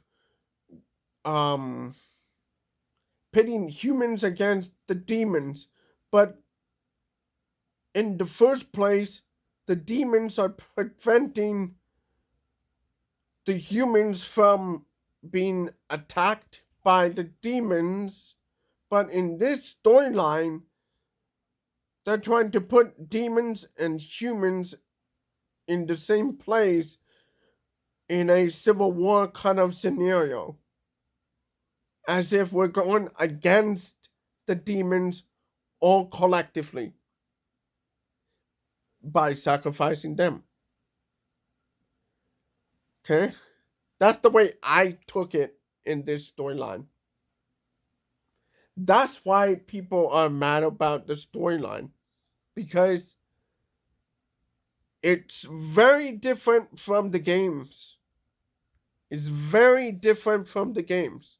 So now there's two factions: demons, humans. That was not what the games were about. The games were about protecting humans from the demons,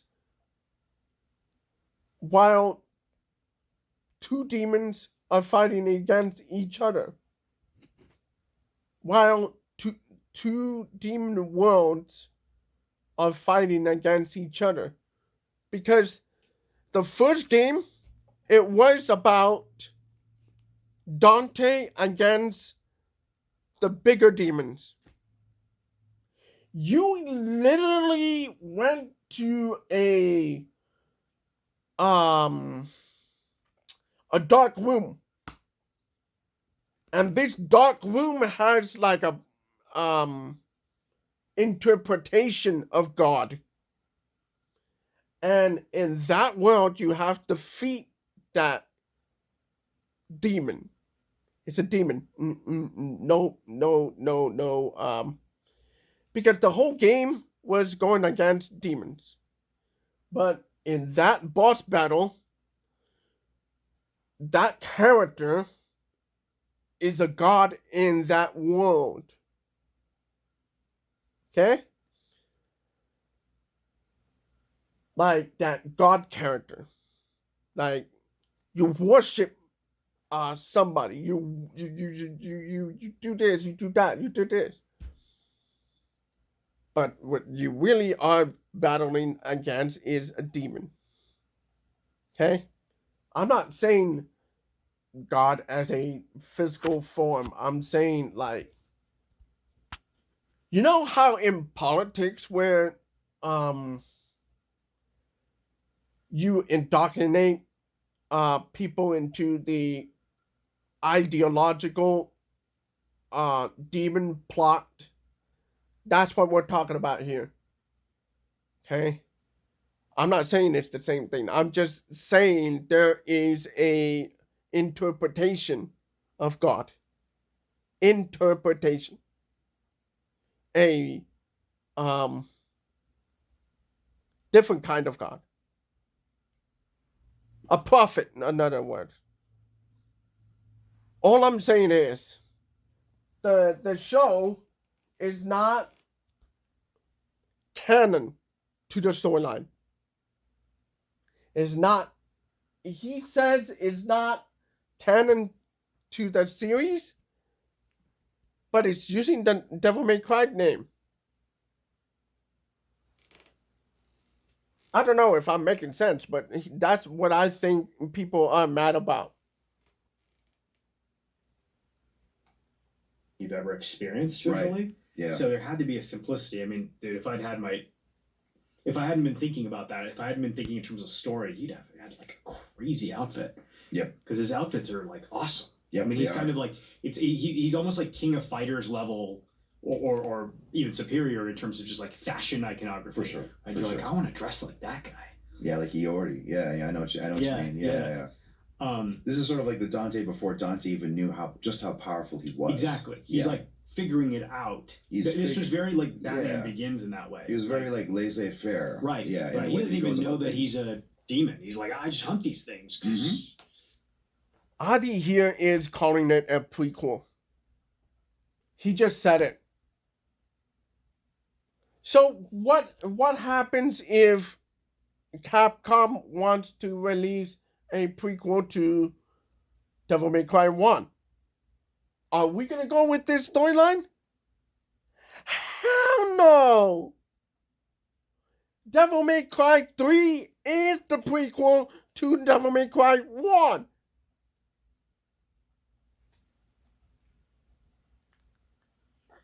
So we're gonna call the prequel to Devil May Cry 3 a prequel. Well, that becomes a prequel, and then now we're gonna retcon everything and then mess everything up.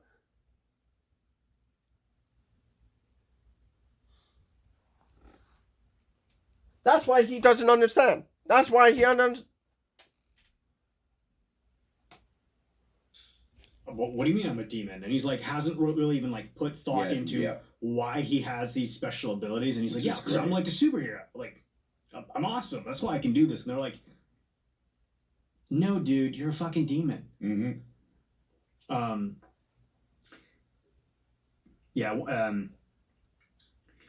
It was fun weaving the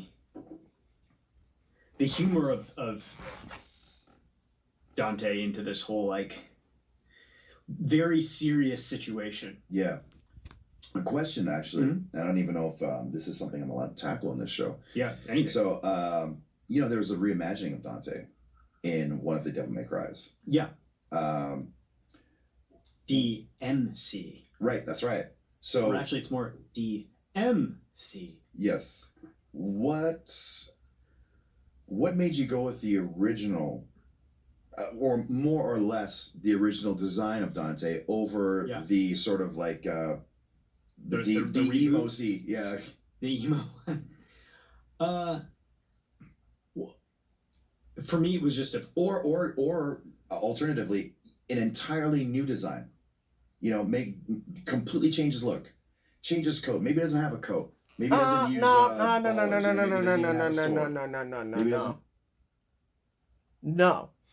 No.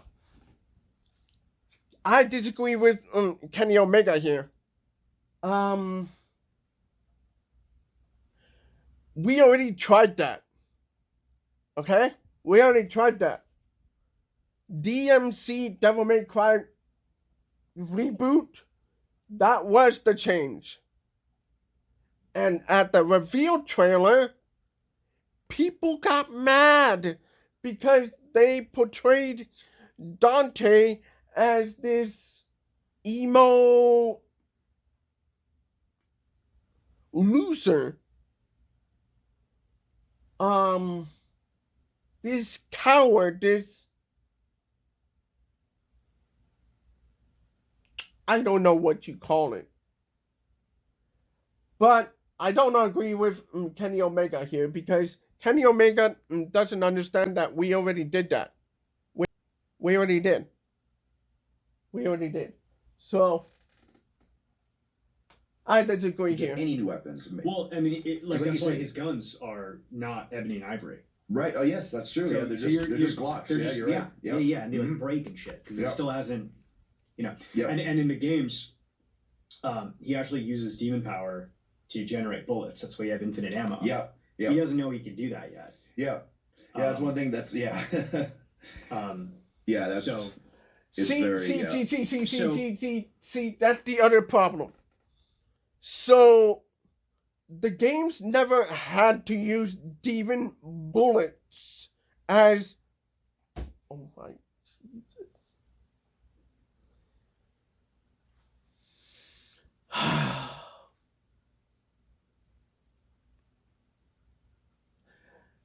The games never had to use demon bullets to really make sense of the games. Never had to do that. Never. So to try to make sense of why the bullets work on demons, that's the one thing that I just noticed just in this conversation, because I noticed that as soon as that was going on in that Netflix show, because they used like the bullets with the acid. I went like, why are they using demon bullets for this? That's not how the games did it. The games had like normal weapons, with the exception of Dante or Nero. With Dante, it was a custom IV ebony and ivory combo. And the way I interpret it, it was just normal guns. It's not like a mechanical gun to squirt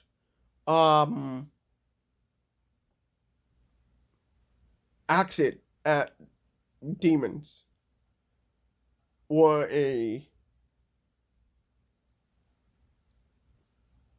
that whole thing just messed with my head, fucks with my head, because now you're introducing new stuff that makes zero sense in the grand scheme of Devil May Cry. Because Nero, his gun is a regular revolver gun, except that there's two like barrels to that gun, like a shotgun. Except it's not a shotgun; it's just a gun. So that whole thing is stupid.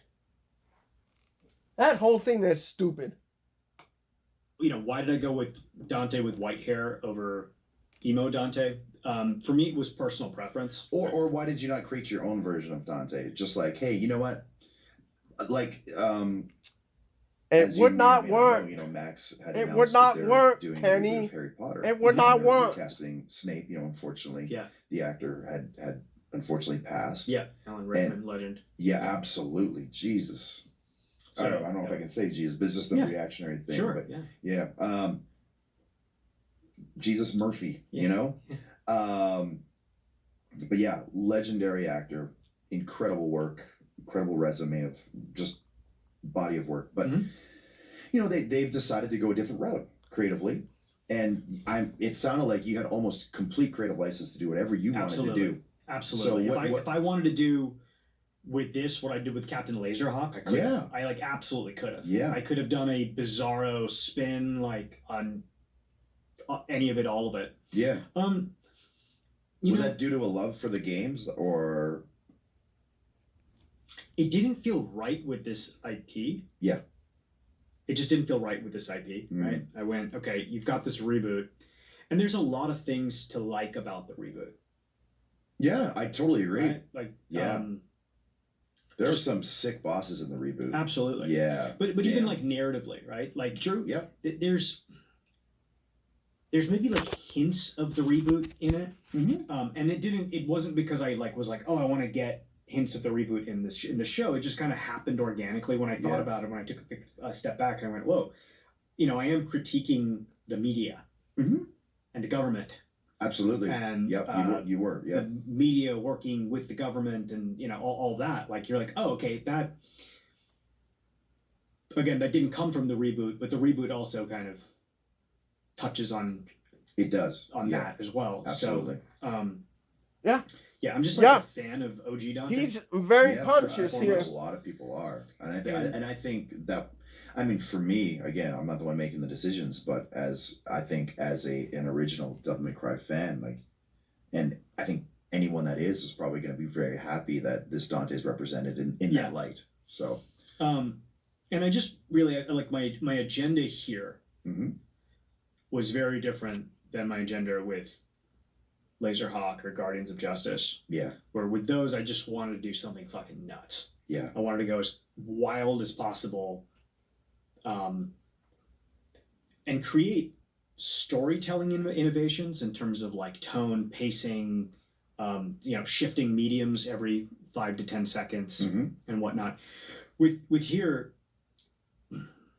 I mean, ultimately, I was going for a broader audience, not watering it down or diluting it or making it super like a corp. I don't want to make corpo entertainment, but I did want to go for a bigger, more mainstream audience, because my goal here was I loved Hollywood blockbuster movies. Yeah. From like, you know, 97 to 2004, right?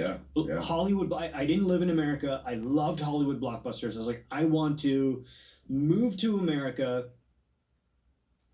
and one day be able to make things like this, right? So it was very much like fitting Devil May Cry into that, into that framework. Yeah. And one thing I was used to say with my friends, I'm sorry to cut you off. No, go ahead. I was just say one thing I was just say to my friends, or still say to my friends, is like, man, like, do you remember when movies just had to be good? Yes. You know what I mean? Like, you couldn't just release a turd and then say like, okay, buy a ticket to this, and then people will just be okay, and they'll do it, and then you can make a sequel and drop another turd, and they'll buy that too. Like, they just had to be good. Like you'll. It's sad to say, but like I don't think we'll ever see the days of another original RoboCop. You know what I mean? Or another Total Recall. We just won't get it anymore. Yeah. Well, and this was also part of it is the blockbusters are just done so badly now, in my opinion. Right? They're generic. It's like definitely like a boardroom of like suits sitting around being like, what is the lowest common denominator? And like, right? Yeah. So I went, okay, so I'm in this kind of crazy situation as an artist where I have now complete control over this IP. Like, I have Netflix it's gonna like fund what I do, right, and not really tell me what to do or how to do it or what to say and whatnot, right? So I'm like, okay, let me just make the best blockbuster ever. Yeah. And do it in animation form so that it doesn't cost $200, $300, $1 billion. Like, if this, if season 1 of Devil May Cry were in live action, it would have been like the most expensive TV show ever made. Yeah, right? yeah. But I was thinking in that context, I was just like, I was actually like, oh, what are some insane set pieces, right? Right, yep. And it's just chock full of set pieces. They're incredible. Like, yeah. And I would just come up with these insane set pieces, and some of them are actually riffs off of other set pieces that I loved, right? It's like kind of tipping my hat, paying homage. Yeah. Yeah. To, like in episode 1, when Dante shoots the floor out from under him, right? So that was an homage to Underworld. But Underworld was ripping it off from a Hong Kong movie, and so I'm just trying to figure out the lineage of like, okay, who's the again? first This is person not my to footage. shoot YouTube. the floor out from under them. Right. But yeah, it was definitely like my love letter to the Hollywood blockbuster, and that has now fallen by the wayside. Yeah. I mean, that's not to say everything that's released isn't good. It's not that at all. I'm sure there's stuff that is enjoyable. It's gotten to a point for me now too, with someone who has such, just time is always an issue, and it's like it's almost I can't trust myself to devote time to something that's going to let me down. Yes. So it's very difficult now to commit to like I'm going to go to a theatre. Absolutely. To the cinema. Well, this was actually, so. Like I think last time I went to a movie, just because I knew I would be getting exactly what I was expecting, was when I went to go see the Terrifier 3. Sure. Because I knew exactly what I was going into. I knew that I wanted to see a gore fest. And it's also one dude that makes that. Yeah. It's his vision. Right. Yes. So, yes. I mean, usually these things work better when it's like one dude's vision, maybe a couple dudes, maybe 3 dudes max, right? But when it becomes like too many cooks in the kitchen, too many cooks, a boardroom, a bunch of people who just aren't fucking trying hard because they don't feel like they're paid enough to try hard, to care, right? And to care, which is one of my frustrations with the entertainment business. And now I've been doing this for 15 years. Yeah, I've been doing it, which is fucking nuts. But it is. I've been doing it for 15 years. When I first moved to LA in 2008, and started doing this, or at least attempting to do this, this was the hardest industry to break into, right? I wouldn't even know how you do it. Everybody wanted to be doing this. Yeah, it was a pipe dream, right? Yep. And it was also the world. It was actually the World Series. Like if you were a filmmaker in Mexico and you made a great short film or a great film, your dream was to eventually move to Hollywood and make a Hollywood movie within the ecosystem, right? Yep. So everyone wanted to come here, and this was the art like the filmmaking capital of the world. 2008. Everybody treated it with respect, right? So the executives felt lucky to be a part of the business. Marketing people felt lucky to be part of the business. There was like there was like this energy to it. It's fucking gone. Like it feels like I'm dealing with the like a gig economy kind of vibe, right? Which is just kind of sad, and I refuse to participate in that. So years ago when I was like, hey man, I got Metal Slug, I got this, and I got it. There was a moment where I could have just become more of a suit and scaled a business and been like, okay, well, people, video games are popping off now. Like people finally understand that video games can be more than games. They can be like movies, TV shows, and that, and can build the universe. At this point, I'm one of the only people who's like proven that they can do it, and I know that I can speak the language of the audience. I have equity with the audience, right? I have equity with the audience, and by the way, that equity with the audience is why I didn't want to change Dante too much. I wanted to kind of ease the audience into my version of Dante. And not like be like, oh, and now he's got a mullet and not that Dante will ever have a mullet. Never say never. No. I get what he's saying here, but he did do things too fast. And that's why there's controversy to the film. I mean, the Netflix show, and people just don't like it. But he went quick. And if they put like a new Dante character in the first place, people will immediately misunderstand Devil May Cry, the Netflix show.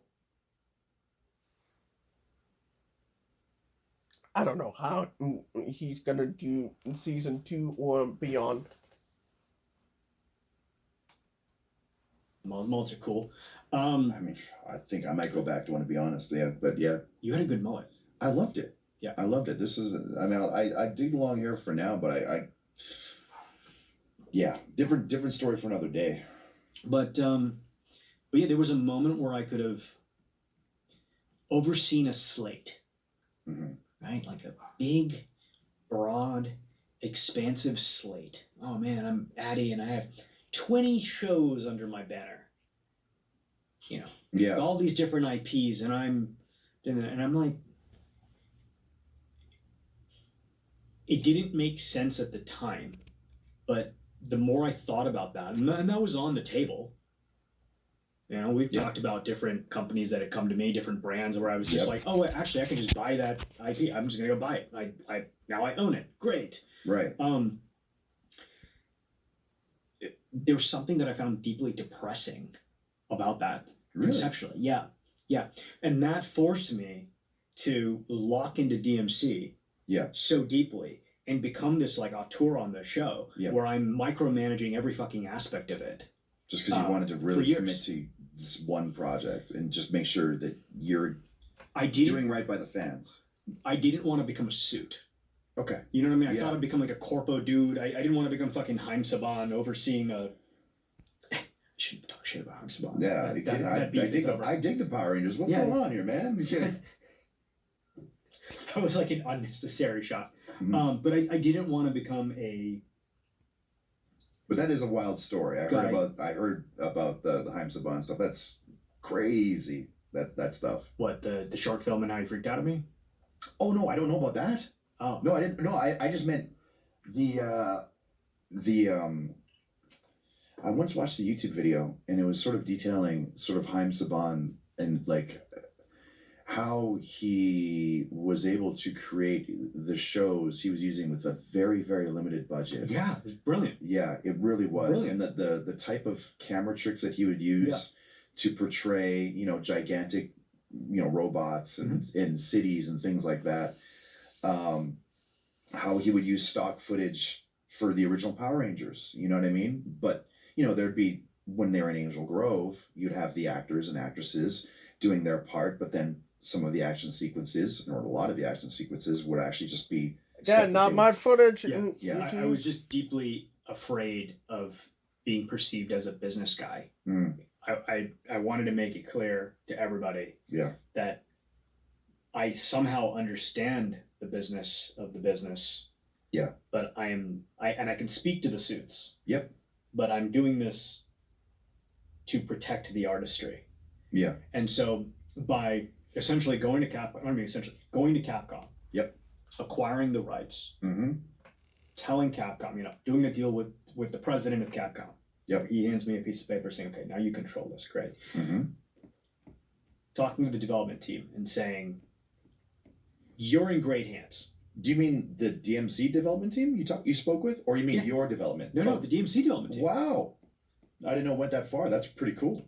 Yeah. I mean, because I'm, even though I have creative control and whatnot, I'm super collaborative. Like I'm always kind of looping people in, and I'm like, "What do you think?" Yeah, right? If they're an asset for you to use, you might as well. Absolutely. Why not? Absolutely. Like I sent them every draft of every outline of every,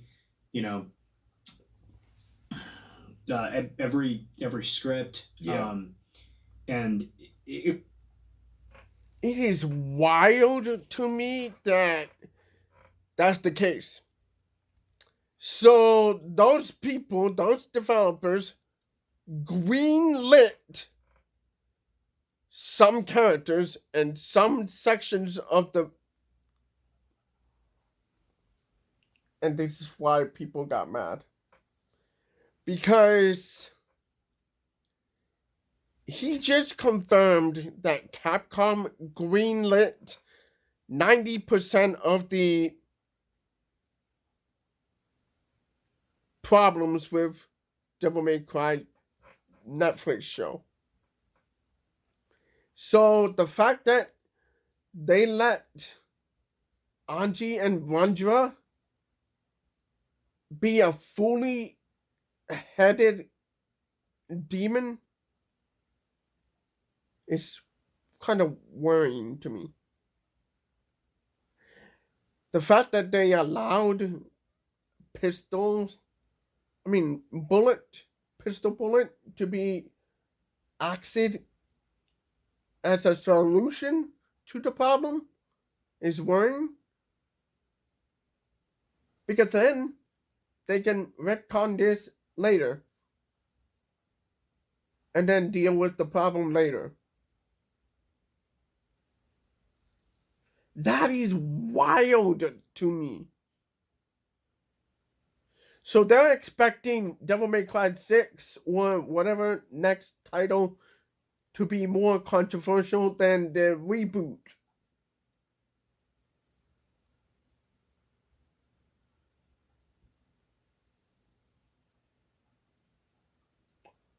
More controversial than the reboot. How far are they going to go if this is the case? Were they privy to like character designs and things like that as well? Yeah. Yeah. They knew everything I was doing. Was there anything that they were kind of like, oh, I don't know if we like that, but go ahead, kind of thing? Or were they all pretty much gung ho about it? There were several times. Yeah. Where they were like, "Why are you doing this? Like, what is this?" And then I would explain it. Sometimes it would get lost in translation just because of the language barrier. Yeah, of course, right? Yeah. And that was like a huge. Yeah. But Japanese and Americans, they have like a language barrier, and when they translate back and forth, sometimes they would hide their intentions, and this is more prevalent in politics. So put it this way: if you're dealing with China, they're gonna use the language barrier to manipulate you into doing X. And same goes with Russia or any other foreign countries, any of them. Okay? They're going to use language barrier as a wedge to get what they want. So, but the thing is, I don't think Capcom did it on intention. They did it because there's a legitimate language barrier, because the way Devil May Cry is portrayed in the games is far different from what Adi is portraying the Devil May Cry series. And it shows in the actual Netflix show. That's why a lot of people don't like it. Hopefully they do better in the next season.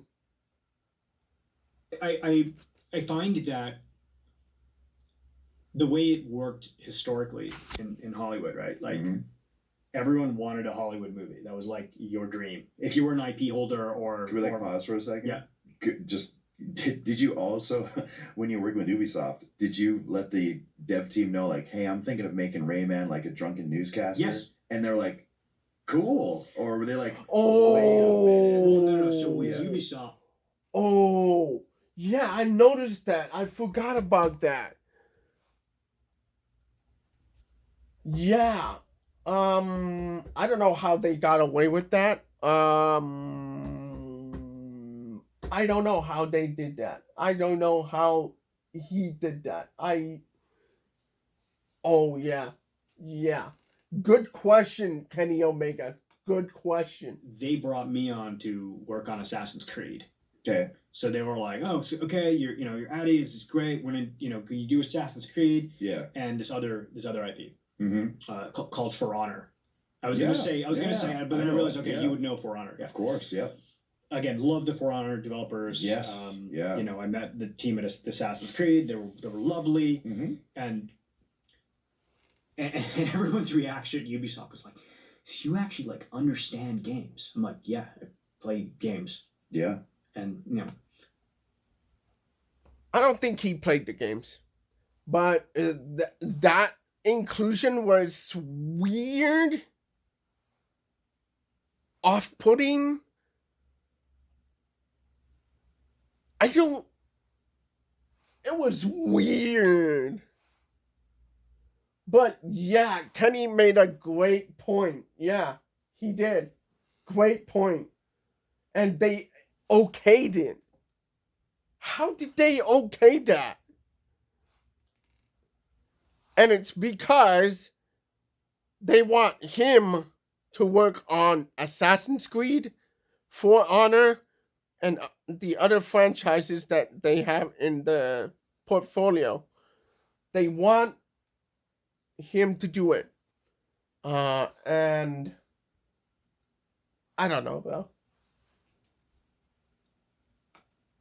This is going back. It's crazy that they would be like, to me, that it always blows my mind when I will hear of a project getting greenlit, right? That would be, something that's an adaptation of a video game, and they'll go, the writer, producer, director, actors, actresses, none of them have played the game, and it's like, but yeah, we think it's going to be great. It's like, and it's like, like a lot of my favorite series, have been done dirty because of that. Yeah, because it doesn't really apply to other things, right? Because again, like if you're adapting a book, if you're a writer and you're adapting a book, you don't have to have like read the book. You see what I'm saying? You don't have to like grow up having read the book. You can just like read the book and go, okay, I can turn this into a movie, right? If you're a director and you're directing the adaptation of a book, you don't have to have like grown up like loving the book and like, oh my god, I love this book. You can just like read the script and turn into a thing. Because games are like, I find it's a different kind of fandom too. It's a different kind of fandom, but it's also because it's already been realized. It's been visually realized, right? That's true. There's already a visual representation of it. You're right. So if I go into like Mortal Kombat, and go, all right, and I'm the director, and I'm like, listen, man, I think this is cool, but why are they fighting? And I think ninjas are lame. So this Sub-Zero guy, I don't like that he's a ninja. Yeah, let's make him an ice cream salesman or whatever. Yeah. That's a change you can make in a book. And people will maybe be like, I don't like it. I do like it. 90% of the producers do that. Yes, I agree. I agree. You become persona non grata. Yep. Like very fast. And guys like you and me who grew up loving games and then were like watching movies based on games, are like, what the fuck, dude? Why would you make these changes? It's like, doesn't make any sense. I've sort of gotten to a point in my life now where I'll always be willing to give something a chance. And it'll either not reach my non-existent expectation, or I'll be pleasantly surprised. For example, a recent adaptation that I was very happy with was The Last of Us. I thought they did a very fine job with that series. And I know some people might say that, you could have capped. That's a bad take, Kenny Omega. He shot himself on the foot right there.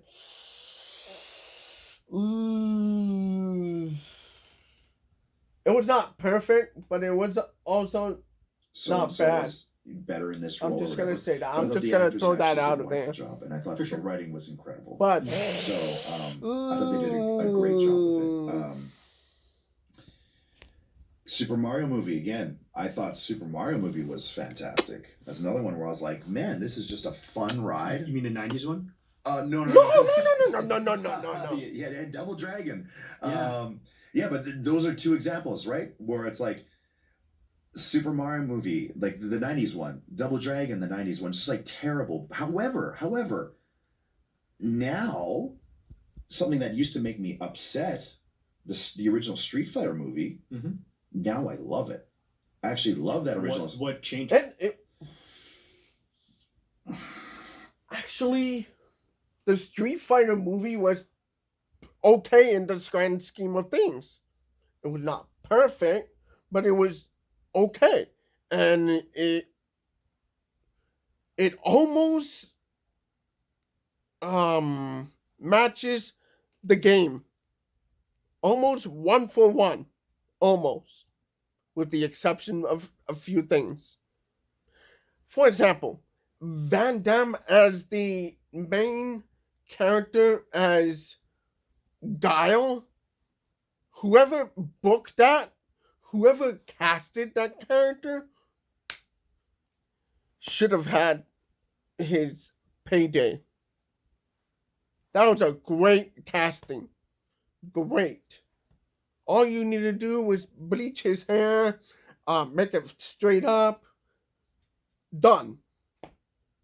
And then his arm just works on the camera. Fantastic casting. Everybody else is okay, fine. Storyline is okay, fine, and it stays in the Street Fighter formula, stays in there, blends in very well, fine. Super Mario Brothers '90s movie, trash. Doesn't even match the movie, the games. However, the recent Mario film, I'll put the clip here in a minute. But the Mario film is fantastic. Fantastic. I'll cut over here. 1 second. See, this film was really great. It's almost like your dream Mario film. Your dream Mario film. So fantastically executed. However, now something that used to make me upset, the original Street Fighter movie. Mm-hmm. Now I love it. I actually love that original. What changed? Just maybe getting older and not giving a shit anymore. You know, and just allowing myself. No, it was a good movie. It was a good movie. That's all. Yeah, It was a good movie. I mean, I'm admittedly a huge Jean-Claude Van Damme fan, and I don't think it's his best work at all. Did I ever tell you the time he cold called me? No. I never told you the story? No. He just like cold called me one day. It was That's like incredible. 2012. And I didn't know if it was actually him, but it sounded like him. Yeah. I mean, it's an. And then he's like, "Hey, come over to my house," and I'm like, "Where was his house?" Marina Del Rey. Okay. So I was like, "Okay." What did he want to do at his house? We just hung out. That's awesome. Did you hang out with him? Yeah. Wow. Like met his wife, his son. Yeah. Van Damme's best movies are Hard Target, my favorite movie. Second best is Double Team. Lionheart. Double Impact. And there's a lot of good movies that he made, but Time Cop is another one. His best movies are way behind him. He's now in B-level movie roles. He's now in comedy films that made no sense for his style of movies. The castings don't make sense now with Van Damme. Really don't make sense. But he has to make money. But the thing is, what he's known for is not even his films now. It's the leg split. Yep. And he makes commercials doing the leg splits.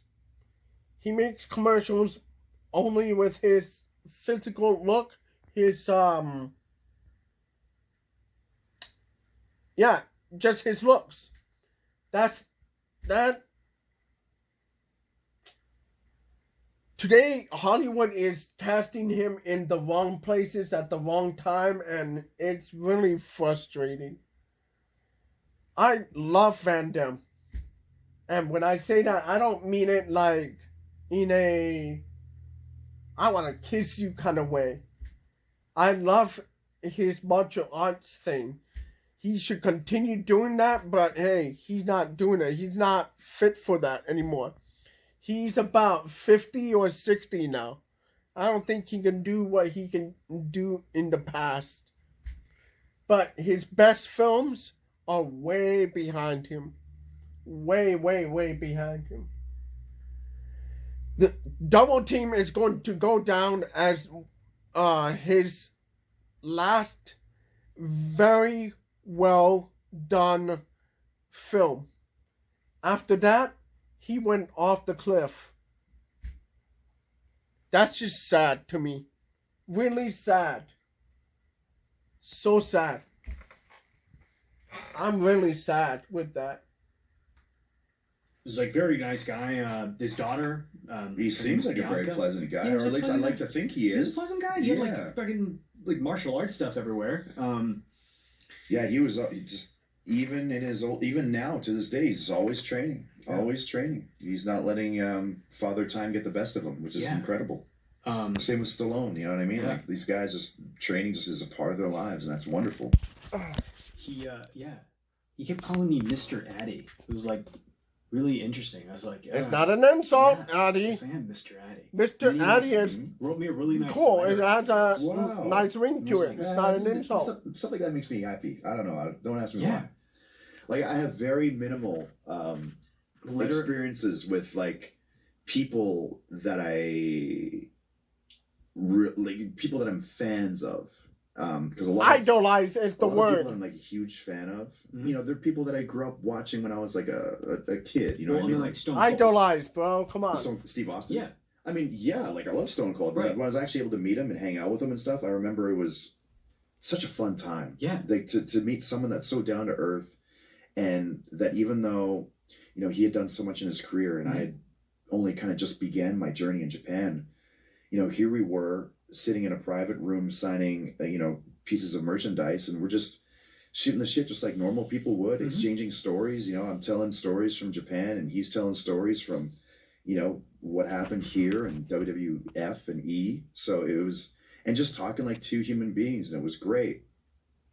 And really the only other thing. Oh, come on, dude.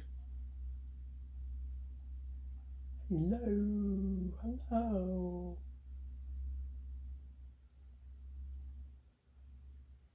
Sorry guys, it's loading.